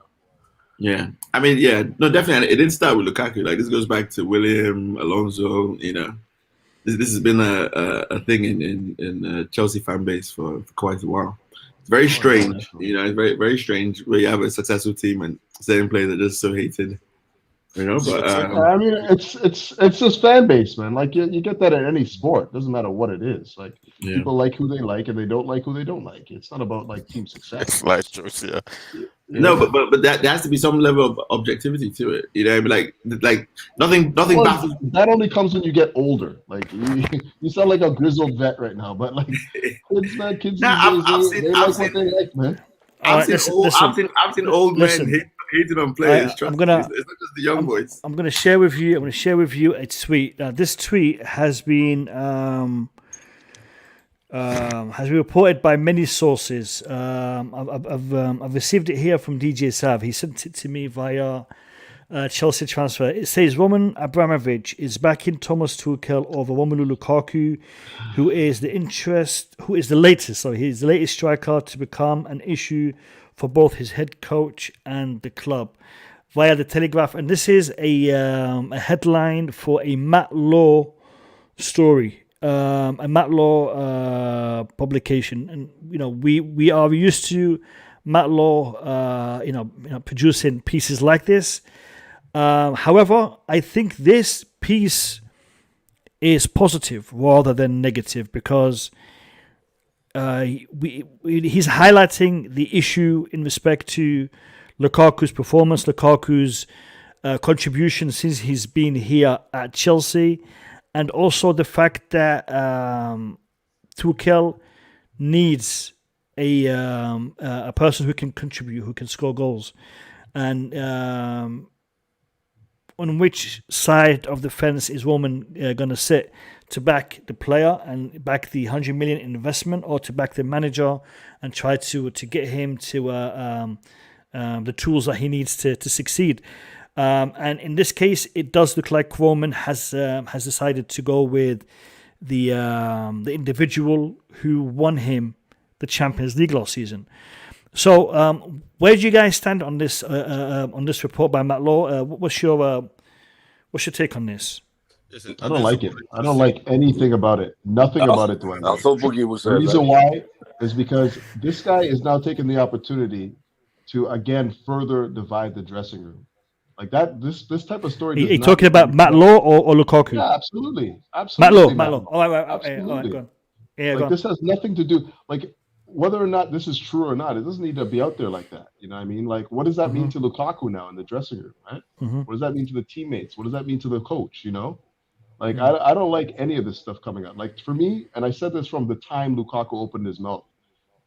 Everything in the dressing room, anything in the structure of the club needs to be quiet. I don't want to hear about this stuff. This should all be behind the scenes. If Roman wants to make a decision about what he wants to do with Lukaku, let it be done in the transfer window in the summer. Don't be talking about it in February where there's nothing to be done, and you know, only thing it's going to cause is animosity in the dressing room. So I don't like any of this stuff. I don't like any kind of talk. Fair comment. Boogie?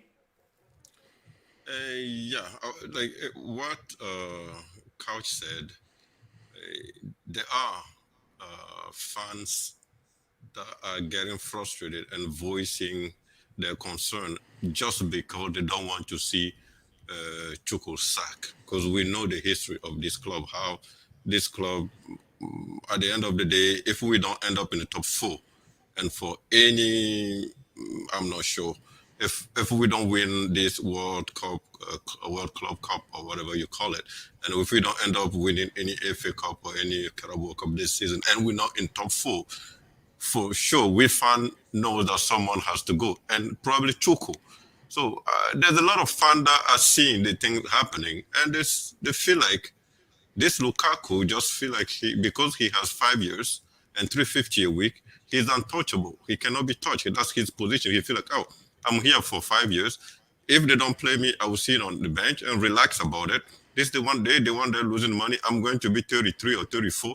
by the time my contract run out, I'm old enough. I'll just go back to Belgium and chill with a second division team, and I'll make my million at Chelsea. So when you are a fan, you see that coming. You go out, you voice your voice against Lukaku, and Matlaw. The tweet of Matlaw, when you read it, is more like, oh, okay, at least Roman knows where the responsibility is. Lukaku has to start scoring. It's now Tuchel. Tuchel has done pretty much everything. Put all the system out for Lukaku. It's just not working. There is no more Tuchel can do. So I think I understand where Couch is coming from. Let's just keep our dirty stuff inside us in our room and just take care of it. But at the same time, I think Matlaw's putting those tweet out. Me as a fan, Chelsea fan, and me who want Tuchel to stay, I feel like, oh God, thanks. At least, hopefully, what Matlaw is saying is true, and Roman is not waiting to shoot Tuchel at the end of the season. So I think it just still go both ways. The thing I would like to say at the beginning, then you change the subject, is the striker curse. Do anyone really think that Chelsea have a number 9 curse? Like, I've never seen any striker leaving us and become better someone else. Seem like they're not as good to handle our league, or they're not as good to handle. As soon as they come to Chelsea wearing that number 9, they go anywhere. It's death. You come here to die when you put that number 9 on. That's also true, yeah. But I'm just thinking, who left Chelsea then become good? Morata is not Morata. Yeah, Morata became good. He's better than he was with us. No. To be fair to Morata, his ability hasn't changed. But he is what's the word here? He's more at home in Spain or in Italy than he is in London. I think, and it's not him; it's his family. I think his wife / girlfriend was having issues in London. She wasn't able to cope with life in London, and that is why he wasn't happy. And I think she went back to Spain or back to Italy, wherever she was, and he had to travel a lot to keep that relationship going. I think that was the factor that was hindering him a lot in his ability. So they also lost a baby too, right? During that yeah, exactly. So sometimes there are factors that are not related to the player's ability on the pitch, but it's his personal life that influences it. And we can look at Kepa. We all know that Kepa had a dip in form, but the dip in form that Kepa had wasn't because he all of a sudden became bad. It's because he had an issue with his partner who left him, and that caused him a lot of distress, which he wasn't able to overcome. And listen, Kepa is a young man. Listen, I know Boogie's thinking professional player being paid millions. Get over it. I know, but listen, he's a human being. At the end of the day, he's a human being and he's a young man. So this is going to affect him, whether we like it or not. It's going to affect him. They're people as well. You get me? Our scout should not just be scouting the quality on the player, but we should scan our player brain also, man. This is crazy. No, Boogie. When you employ someone, when you are looking to employ someone, you're gonna try to find out indirectly, because certain rules and regulations will not allow you to base your judgment on some of these factors, but you are going to try to find out, how long does this person have to travel to come into work? Does he have the means of transportation?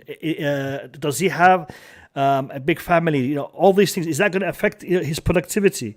You're going to try to find these things out. I mean, maybe it's unfair for you to look at these things, but really, Chelsea, when they are looking at a player to come in and we're going to be paying him millions, we need to know, is this player going to be able to perform? And it's not only his ability on the pitch, but also his social life. Achraf Hakimi, the reason why Achraf Hakimi is not playing for Chelsea today, his wife is an actress and she got a job in Paris.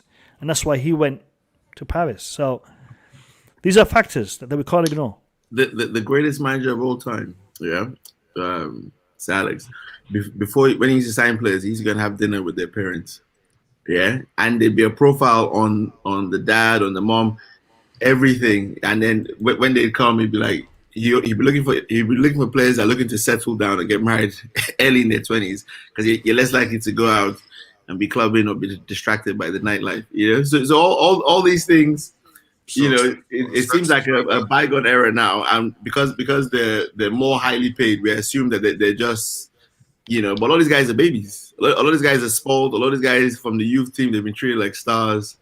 Everything is done for them by the clubs, and when they hit adversity, everything changes. Everything changes for these players, and we've seen it so many times. Like so many youth team players that look like they had great futures have one or two things, and their career totally disappears, totally goes down the pan, and all that is like personal stuff or like a relationship or like where these guys have depression. If you're depressed, you're not going to play football to the same level. And depression can come for anybody. It can come for the manager, it can come for the player, it can come for anybody, it can come for the fans. Even like, I don't know if you guys have been reading the Wayne Rooney excerpts from like his books that's coming up. And he's talking about how he used to, after games, he had so much energy and anger that he used to, whenever they had like international breaks or where they didn't play, he just locked himself in a room and just drink for like 2-3 days. And how he take out saying anger issues on the pitch, and how he remembers when they lost the league against Chelsea. He made it a point that he's going to do John Terry that day, and he put his studs in his knee. Like these are things that you just don't know, that these players are all, a lot of them are crazy. A lot of them are off the rocker, because it takes a certain type of person to do this job, to have 50,000 people screaming at you, you're useless, you're this, you're a wanker, you're that. Like so many things you hear in the stands. It's not just adulation all the time. It can take, if you're not a strong person, it can take a toll. That was a slip of the tongue, Pod. Yes, definitely. But then I mean, Boogie, can we just say hello to Tobago? His internet connection is very bad, so he comes in. He's gone. Exactly. I don't know when to say hello to him. Go on, Boogie. Yeah, but the thing is, listen, I watch football. I've been watching football for a long time, but it's just I've never sat in front of people like in the stream and talk. So more I'm listening to those mental. I mean, I understand there's a mental problem around a family member with depression and all those things. Yeah, it's just I've never think professional football players. Like the number of them with. I'm not gonna call it weak in mind, but like some problem with mental. Every time, like Lukaku, Morata, all those people are listed now, they didn't perform or they didn't do this because of those. It's shocking to me, to be honest. I'm not saying the problem is not there.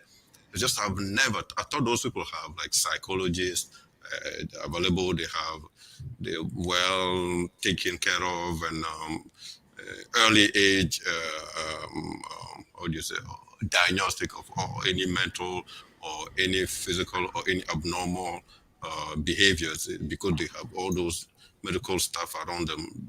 They should be able to be taken care of and live a not perfect life, man. Like always giving their best on the field, not just being like, okay, I'm tired now, I cannot do it. Yeah, my skills are now.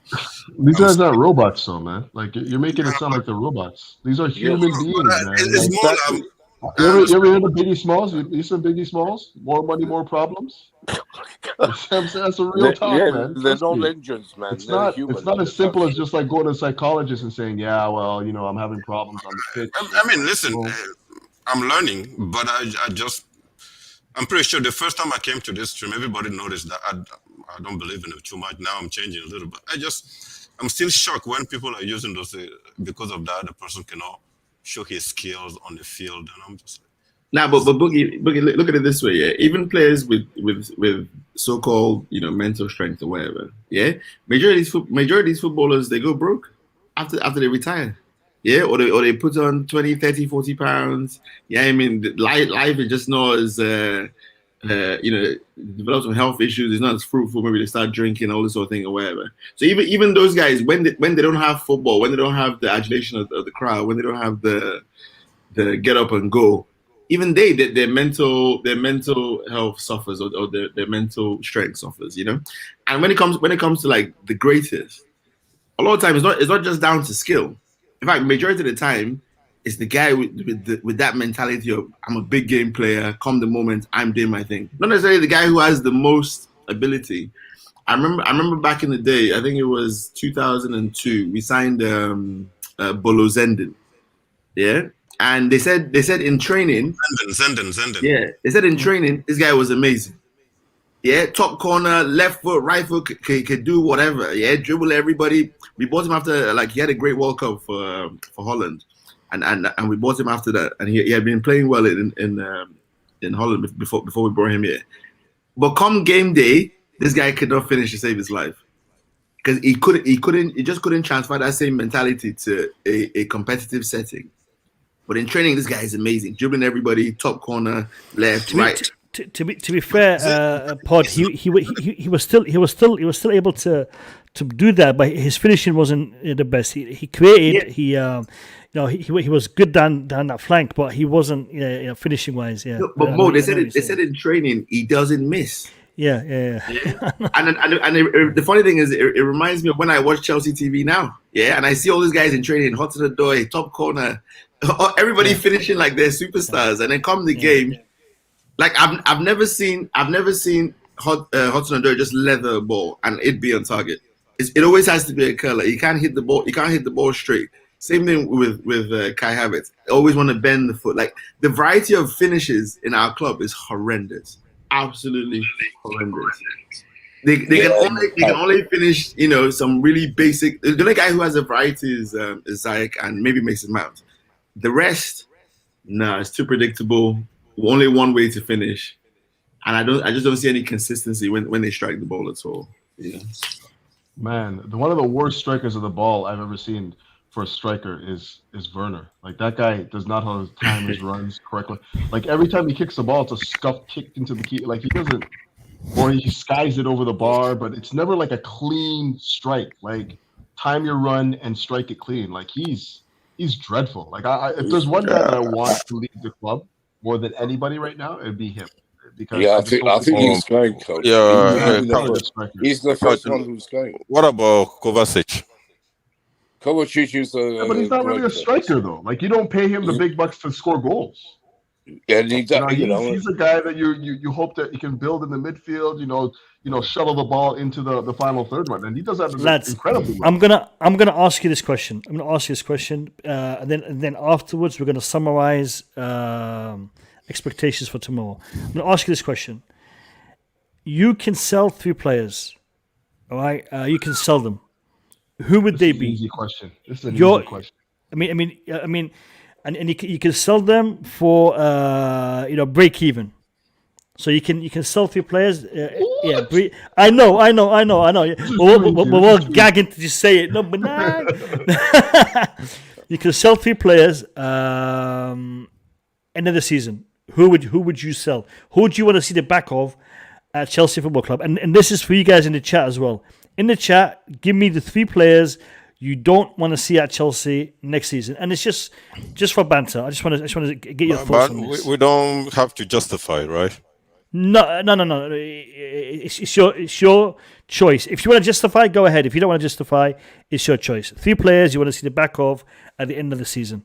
I'll start with the elder gentleman. No, it's Nick, man. I know I got white hair as well. Go on, Nick. We'll start with Nick. Hold on, Nick. Big Papa, big up to you. I'll come to you in a second. Thank you for having me. No, it's a pleasure, mate. It's a pleasure. Go on, Nick. 3 players you want to see the back of at Chelsea Football Club. It's not like I want to see the back of them. I love all our players. Where's that shirt? He's my player. But Werner has to be one of the ones to go in the summer. I think Tuchel will get someone else. And Pulisic, I'm 50. It could be Pulisic. And the third one, Hudson-Odoi. Hudson-Odoi could Nick, be going. Nick. I deliberately said something, and I want you all to think about this carefully. You will sell him, and you will break even. Okay, so think about finances here. You will break even. So right now, you could. I mean, this is all theory. It's never going to happen. Yeah. But who would you sell? All right. So you said Hudson-Odoi. You said Pulisic, Werner, and Pulisic, right? Yeah. Okay, so you get rid of all of our wingers. All right, sweet. Because they're not doing it, but they're not doing it at all. Interesting. So they all had time, and I think that it's time they go and Tuchel can bring who he wants. All right. Before I go to Boogeyman, let me just have a look at a couple here. We've got Alonso, and Alonso. All right, sounds good. Barkley, Alonso, I'm not sure. All right. You know who you want to say that, but he's a big fan. He doesn't I know. No, his name is on the back of his shirt, so I see it. All right, let's go to. I have a feeling Big Papa is older than Boogeyman. I have a feeling. So shall we go to Big Papa? Let's go to Big Papa. Big Papa, 3 players you can sell. You'll break even in the summertime. Who would you sell? No way, I'm older than Boogeyman. Exactly, you're taking respect away from me, man. Go on, Big Papa. Let's hear it. So I'll go with Lukaku. Werner and Hudson-Odoi. Lukaku, Werner, and Hudson-Odoi. All right, you guys are missing the easy one, man. I know. I'm thinking, is anyone going to say it? But because I'm going to say it. It's controversial, though, isn't it? Couch. It's controversial. Well, only because okay. Yeah, I want to give too much away. Yeah. No. I'll keep it to the end. All right, let's go with Boogeyman. Boogeyman, 3 players you can sell right now. Burnley come back 1-1. What is one? Yeah? I'm talking to Boogie. Boogie, go on. Hey, Lukaku, Kepa. I'm pretty sure everybody will call Barkley, but I won't use it because he has to go anyways. And I think I will add Werner to that list. Say it again. I think I missed one. Who did you say? I said Lukaku, Kepa are my 2 major ones that I want them to go. But I would like to add Barkley, but it's too easy, so I will add Werner to it. All right, sweet. You got the elephant in the room, that's for sure. Yeah, he got it. Go on, Pod. I'll go to Pod and I'll go to Couch at the end. Go on, Pod. Okay. Well, I know a lot of Chelsea fans want to see Jorginho gone, but I'm gonna keep him. I think it's crucial. Interesting. You want to do well in Europe. I think players like him are crucial. Yep. You are a smart man, Pod. Sorry for cutting you. Cheers.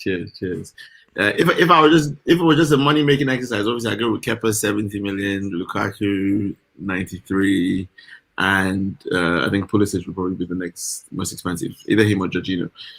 But if I'm just thinking tactically for the squad, even though the money will come back, I would definitely get rid of Lukaku if we get the money back, because I think sometimes you just have to cut your losses early. We can't be waiting for a player in his 30s to all of a sudden find his form. And it's no beef. There's no issue with the player. It happens all the time. Like signings just don't work out sometimes. That's just the way football is. So for me, it would be Lukaku. I might sell Rudiger just so we can get some money for him, because this guy's going on a free.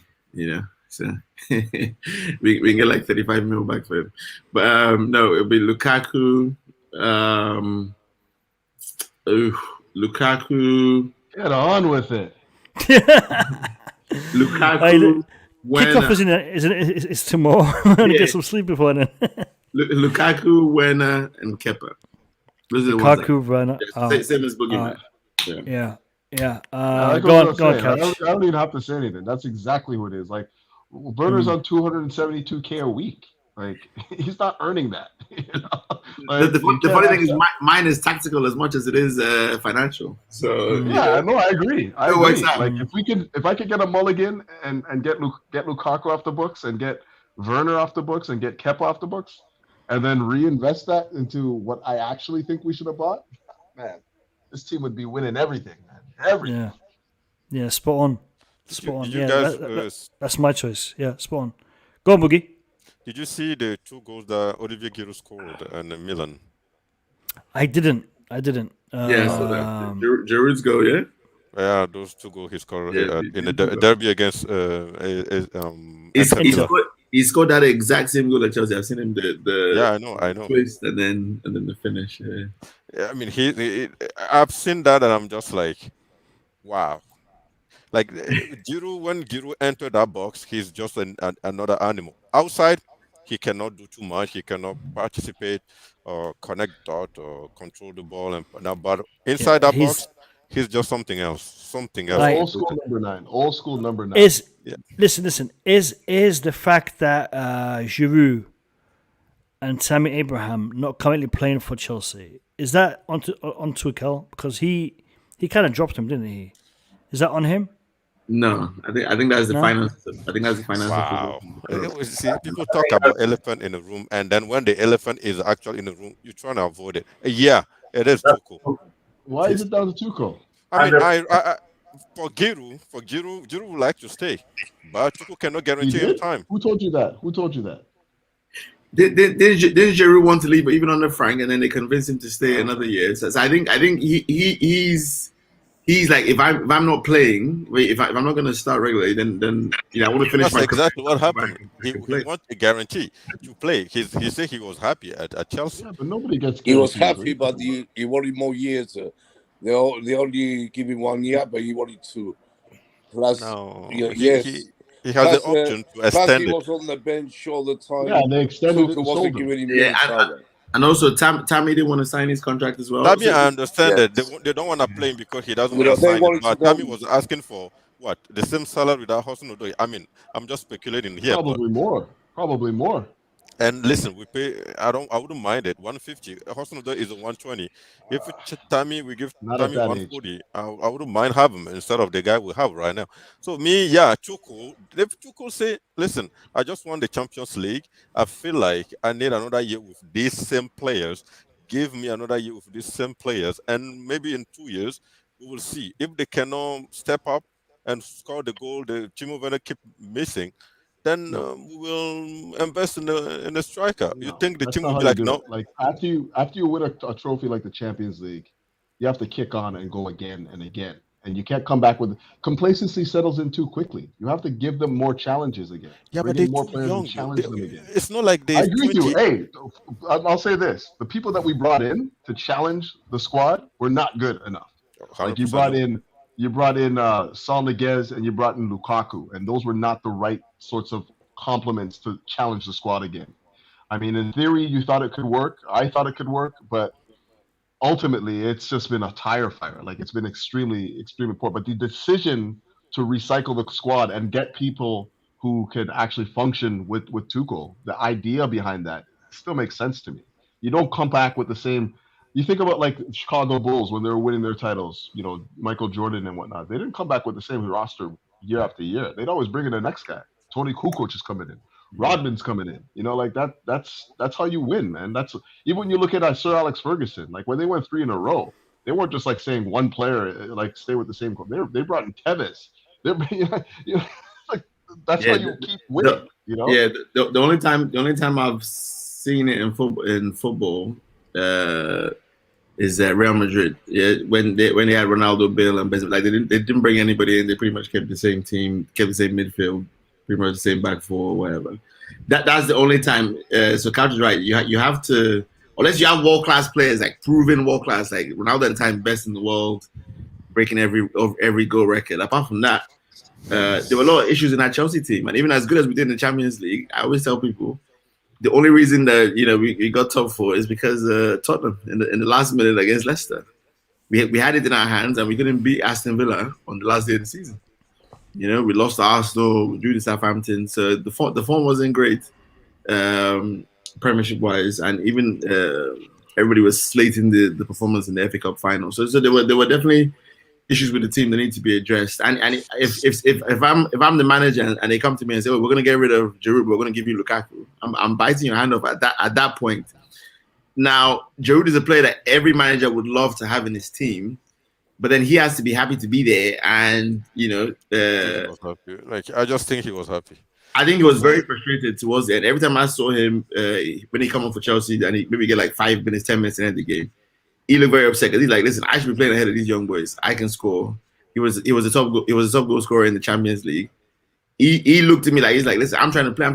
I'm trying to start for France at the Euros. You guys are hardly playing me."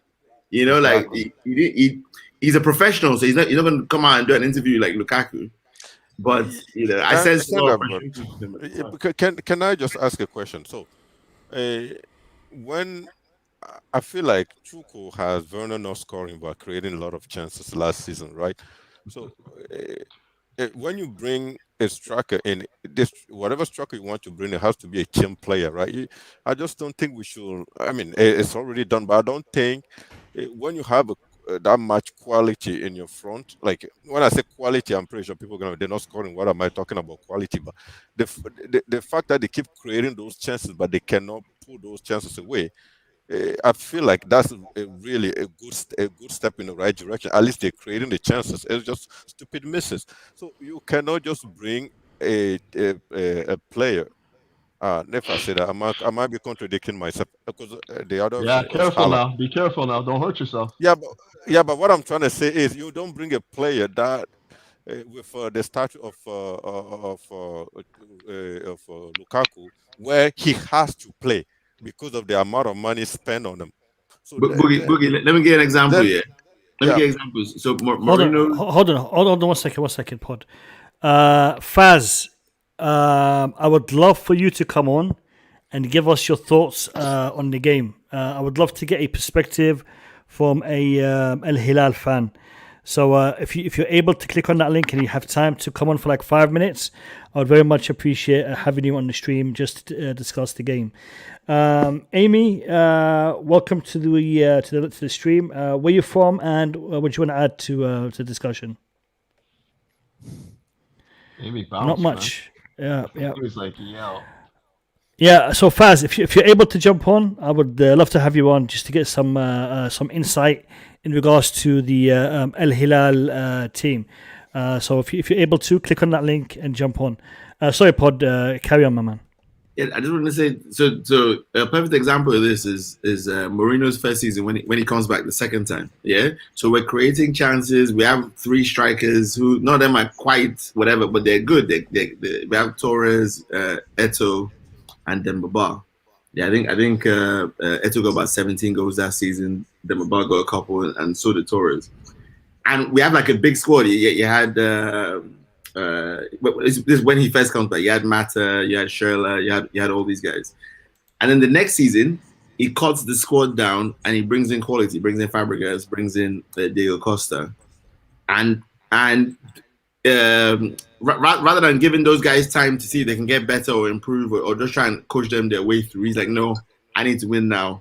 I'm bringing in quality players who are top of their game, top form, guys who score 20 goals a season regularly. Fabregas is like one of the best assisters of all time. Like, this is proven quality, like just undoubted.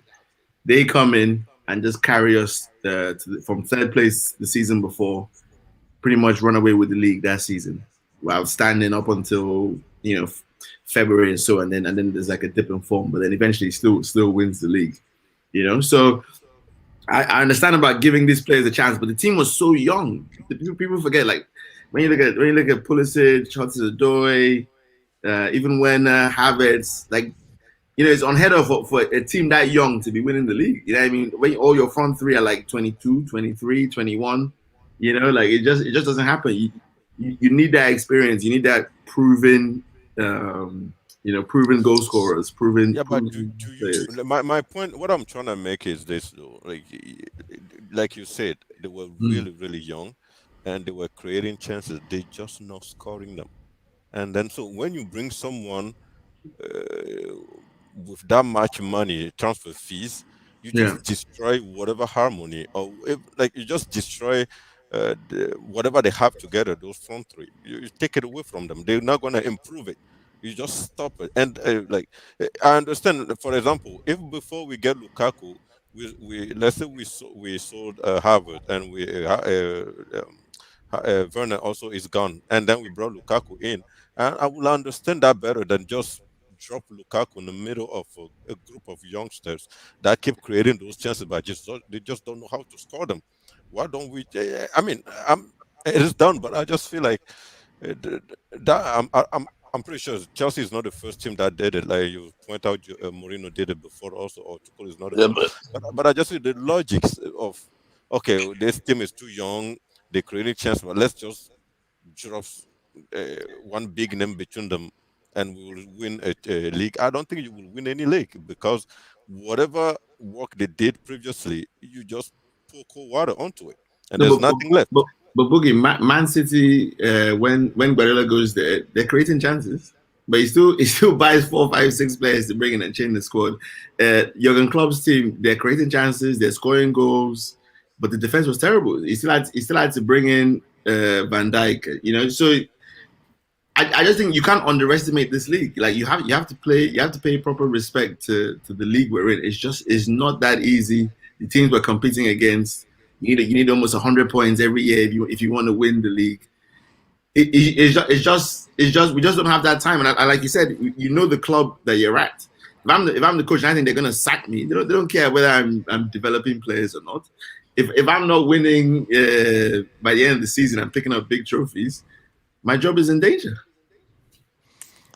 One second.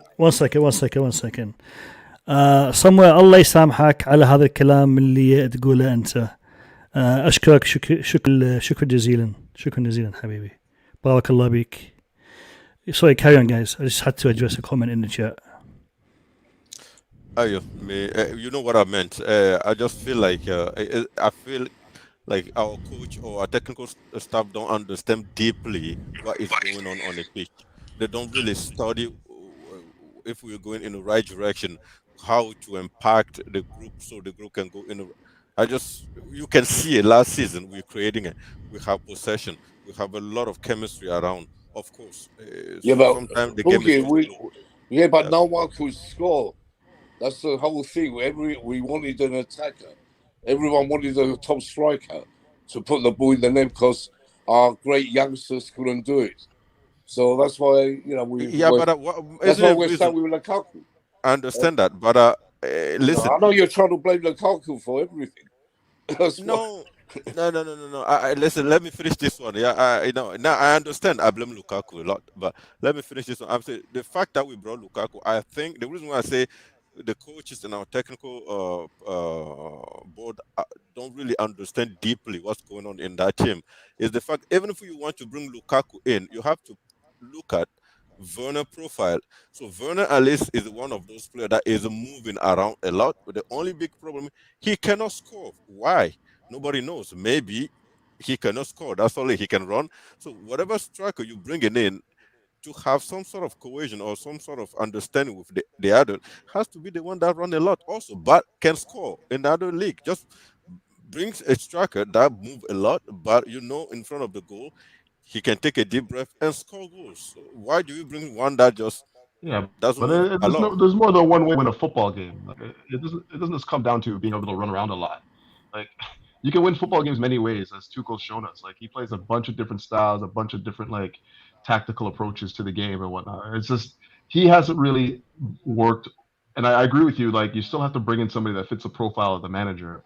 And if you look at Lukaku, he doesn't really fit that profile. If you examine what Tuchel's worked with in the past, like he's the furthest thing from that, number 9. But having said that, you could say the same thing about Haaland, who everyone wanted to. Like, Haaland doesn't really fit the bill either. So I don't know. I tend to agree, but at the same time, what are you going to do? Haaland doesn't, but the reason why I wanted him is because Dortmund play very similar to how we play. It's all about movement, everybody interchanging positions, one touch, passing, quick, very, very quick football, counter-attack, transition, around the box, all that sort of stuff. That wasn't really Lukaku's game for me. So that's why at the time I preferred Haaland. But in terms of last, Pod. I want you and the rest of the panel to address this question here by Mark Hudson. What's people's opinion on Havertz playing striker? I mean, we've picked Havertz to start for the past 3 games. Naturally, that hasn't been the case, but it could happen tomorrow. Would you guys prefer him playing as a striker than Lukaku? I mean, I know what you're gonna say, but I want Mark to hear it from you guys. So, what do you guys think? At the moment, yes. Pod, you kick us off, mate. Yeah, I'll say at the moment, yes, because the striker is not really the one scoring goals. So even though he's not really a prolific goal scorer, at least he's a better link player. And the players that seem to be scoring goals for us these days are either midfielders, defenders, or Ziyech or Mount. So I'm happy just having a striker that's not going to lose the ball, not going to win 1 out of 7 aerial duels, and be able to link play and make runs. Yeah, I'll take that right now. Obviously, it's not a long-term solution. It's not something I think the club should be looking at to do long-term. But for the short term, yeah, 100%. I'd rather play him, and I think he's better for our game now than even like Lukaku thing. Why can't he be an impact sub? If he's lazy and he's tired, why can't he come on the last 20 minutes and bully everybody? We actually said that. We said that earlier. Yeah. Can I come in now? For me, I disagree with Procast. What's your Podfather? Procast. I forgot. I'm mixing his name up. It's got a long name. Yeah, look, I disagree with you with Havertz playing the number 9 because first of all, he can't hold up the ball properly, and he's not strong enough. He's not what Lukaku maybe play well, but he still can hold the ball, and he's much stronger. You need a number 9 to be strong. So for me, it's Lukaku.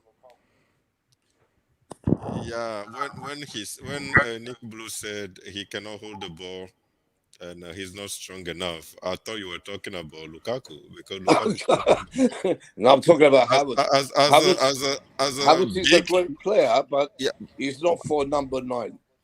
Yeah, but again, Lukaku cannot hold the ball, cannot control the ball, and as big as he looks, he's not strong. Because I've seen him in a lot of duel. You will see him now because he's not mentally there, but when he's on his game, he's strong. We saw it before. Okay, good. We will come back. Listen, to answer this guy for this cup, I think Lukaku. Listen, let me put it this way: because I feel like we're going to be winning I think Lukaku should play. Because I just want that guy to win something for Chelsea so he can feel like he is the big boy. Maybe that will bring him back so we can all cheer him. Because for some reason, I just don't know what else to do. Like, I know, if you ask me why Lukaku has played this last 7 games, I'd be like, there's no logic. I've seen any.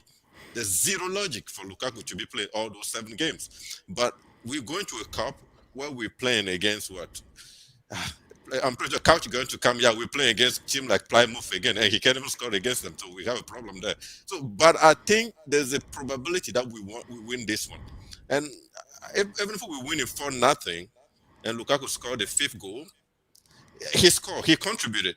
Even if we in the final, we're winning 7-0, and Lukaku scored the 7th goal. He scored. He is part of it. He can lift the trophy and show the fan that he been fighting for us. Maybe that's the thing he needs. So I want Lukaku to play both games. Yeah, no, I hear that.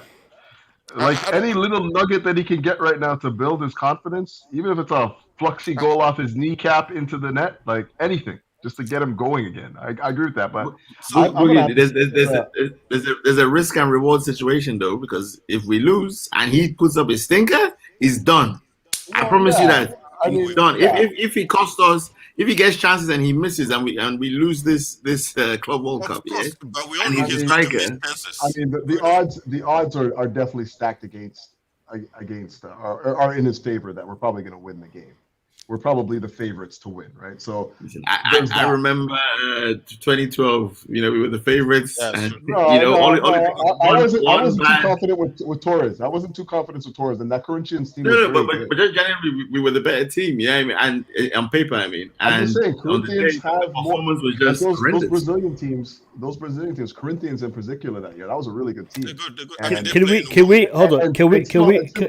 Can we get a prediction for tomorrow? I want to get a prediction for this Havertz thing though. Finish.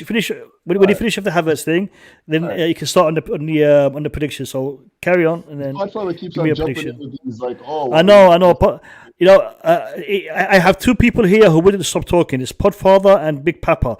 Big Papa has been talking all stream, man. Big Papa, enough talking, man. Let people talk. Give people a chance, Big Papa. For real, man. Big Papa. Actually, Big Papa, if you have anything to say, jump in now, man. It's been a minute, B. Yeah, I think I mostly agree with what Boogeyman and Podfather were saying about Lukaku. I think Havertz now offers us more than Lukaku does.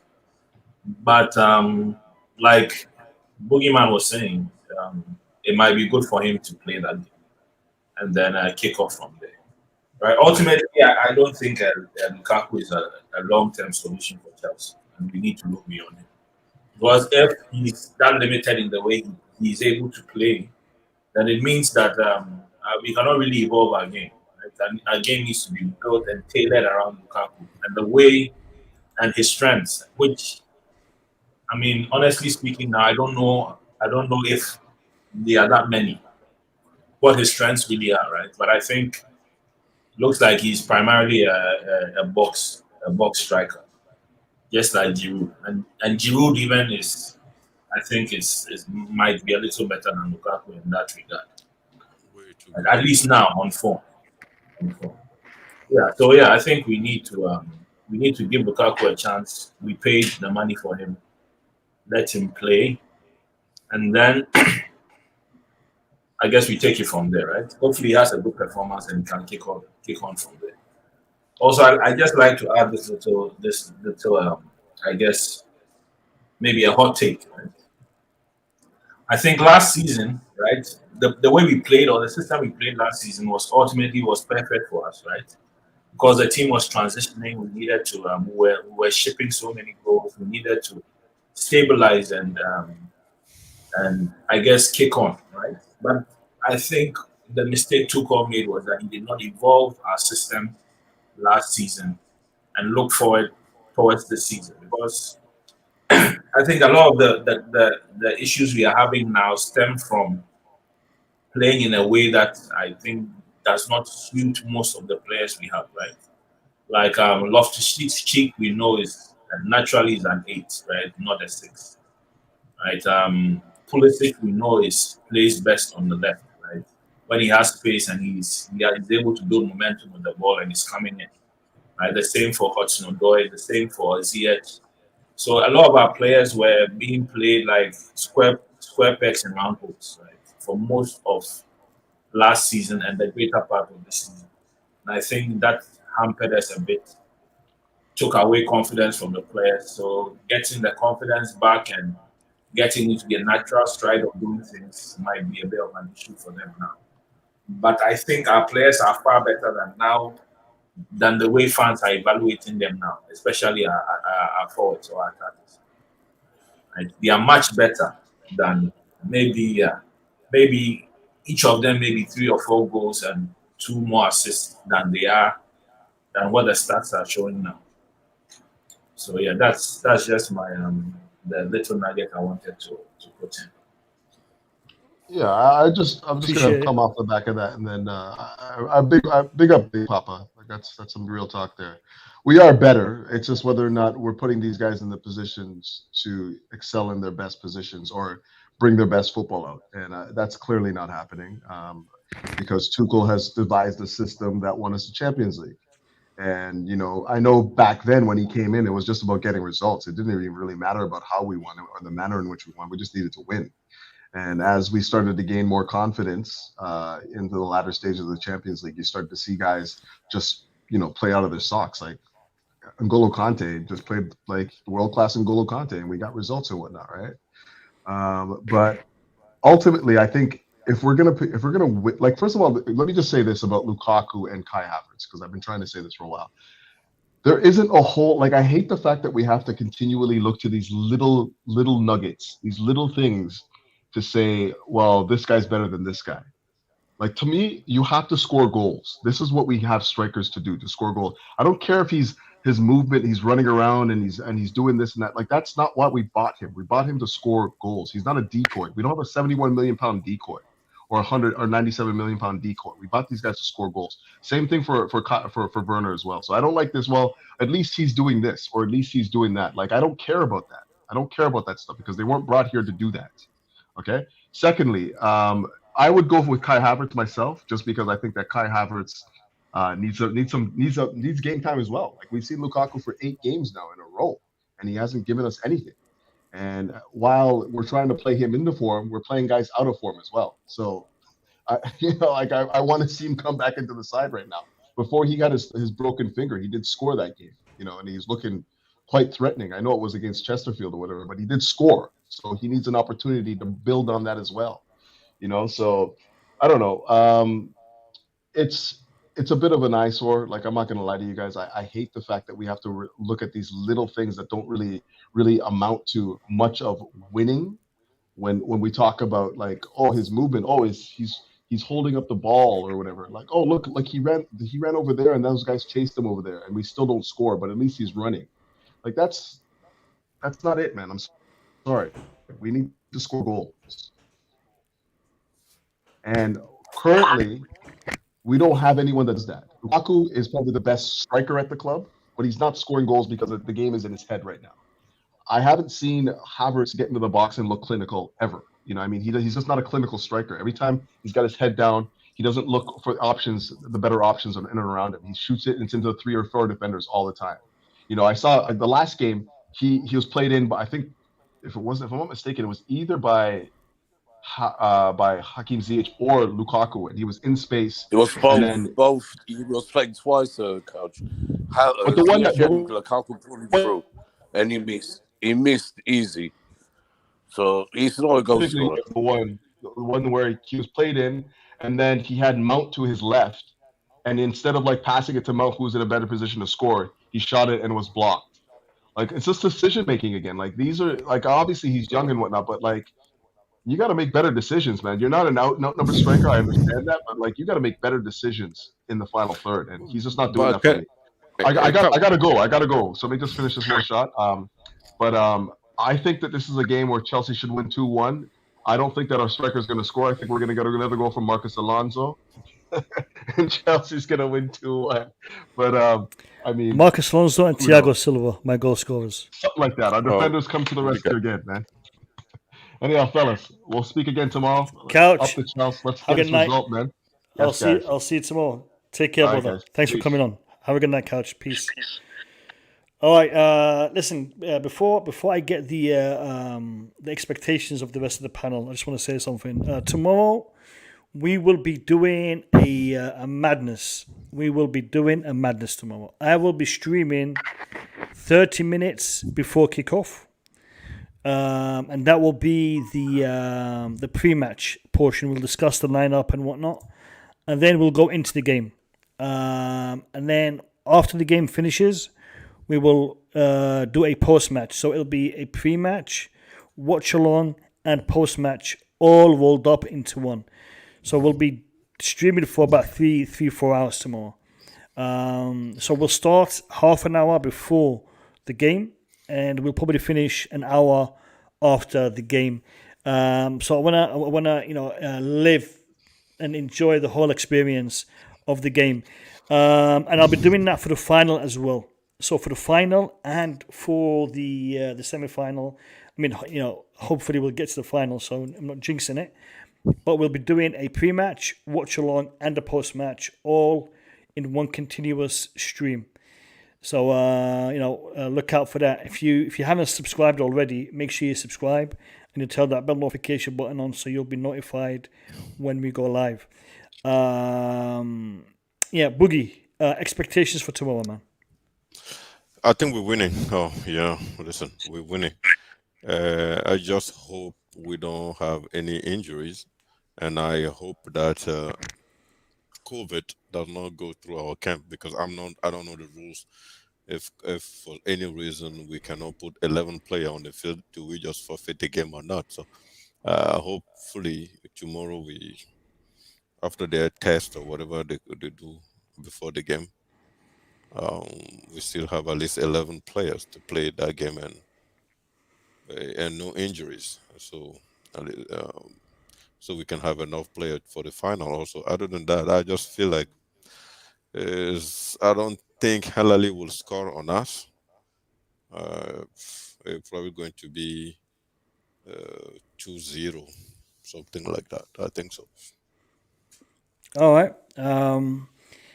I think they probably will. I think they will probably score a goal tomorrow. Al-Hilal, they have a very strong attack, and they are the kind of team that will take long-range shots. So I think they may score one. I think we will win. I think we'll win comfortably, but I think they may score one. Podfather, your thoughts, mate? Well, based on your excellent scouting report,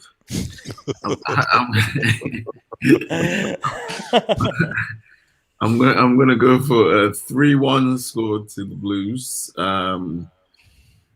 I think for even though they are from what you say they're a good attacking team, I would look for us to use our experience, and it should be probably the biggest games a lot of those guys have ever played. So there might be some sort of stage fright there, or they might be spurred on by the occasion. We just have to wait and see.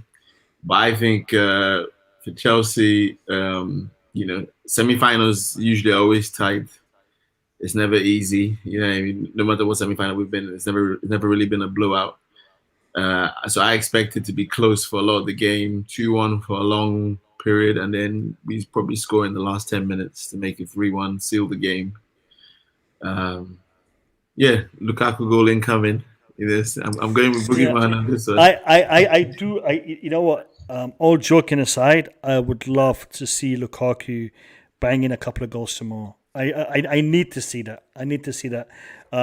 Because I want him to turn it around. I really want him to turn it around. Regardless of what he's done, I want him to turn it around, because I don't want to see that money being thrown away. So maybe the change in weather will have an effect, innit? Yeah, if you're not playing the cold dreariness of England, you're playing some nice hot sun there. That's why Reece James is out there. Hopefully the weather will help him to recover. Yeah. So you never know. The other thing is, I'm just going to say something weird there, but I think the hot may burn a little bit of Lukaku calories also. I knew you were going to say that. I had a feeling it was coming. Yeah. I have to, man. No, you might do him good, actually. You're right. Yeah, you never know. I'll leave Nick Blue to the end. Let me hear from Big Papa. Big Papa, expectations for tomorrow, mate. Yeah, I think at the very least, we'll score 3 goals. At the very least. I don't think they'll be able to score. So minimum 3-0 tomorrow. All right, good. It's interesting. As soon as he said 3-0, MCIG posted this. We should win by 3 goals. Before I go to Nick Blue, I just want to give a shout out to Chris out in Dubai. If you're watching this live, or if you're watching it on the replay, I hope you're having a great time out there. And I'm still waiting for your clips, man. So you need to be sending them clips. Hopefully we'll have some for tomorrow. Big up to you, Chris, if you're watching.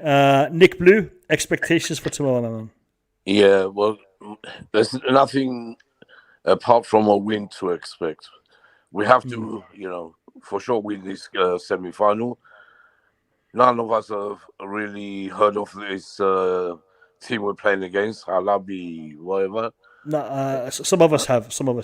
Yeah, but not that much. They're not a well-known team You know, they are one of the best teams in Asia. They are the equivalent they're of known the, in Asia, but yeah. they're not known in in European circles. Yeah, but in Asia they're the equivalent of Bayern Munich. So they are one of those teams that are always competing. Yeah, they're good for Asia, the Champions League. Yeah. They're the best team in Asia. One of the best teams in Asia. One of the best teams. Yeah. But I think really we should be winning by a margin, but because our strikers are not up to it right now, it's going to be a tight game. I don't think we're going to lose. I'm going for, I think it'd be 2-0. I think we keep a clean sheet because we have the best defense in the world. Thiago Silva, Rudiger, Aspi, the best three. You can debate who's, in Europe for sure the best. So we've got the best defense. So I can't see, Kepa, he ain't doing that bad lately. I think Kepa, will be up for it. And I'm hope for him he keeps a clean sheet. And Lukaku, I hope he scores. Just score anything. It'd be great if he gets the both goals, but let's see. Yeah. All right. Did you guys all catch my new intro? Did you all see it? Because if you didn't, I could play it as the outro rather than the regular outro. Did you guys see it? No? Yes, no, yes, no. No, all right. Let me just see. All right, I'm going to play it as the outro for today's stream. Need to keep Rudiger and Aspi for the next year then. Definitely. Listen, Mark, you're new to the channel. It's good to have you on board. Big up to you, and hopefully we'll get you to come on the panel at some point in the future. You sound like you have some footballing knowledge. So if you're able to, jump on tomorrow when we stream.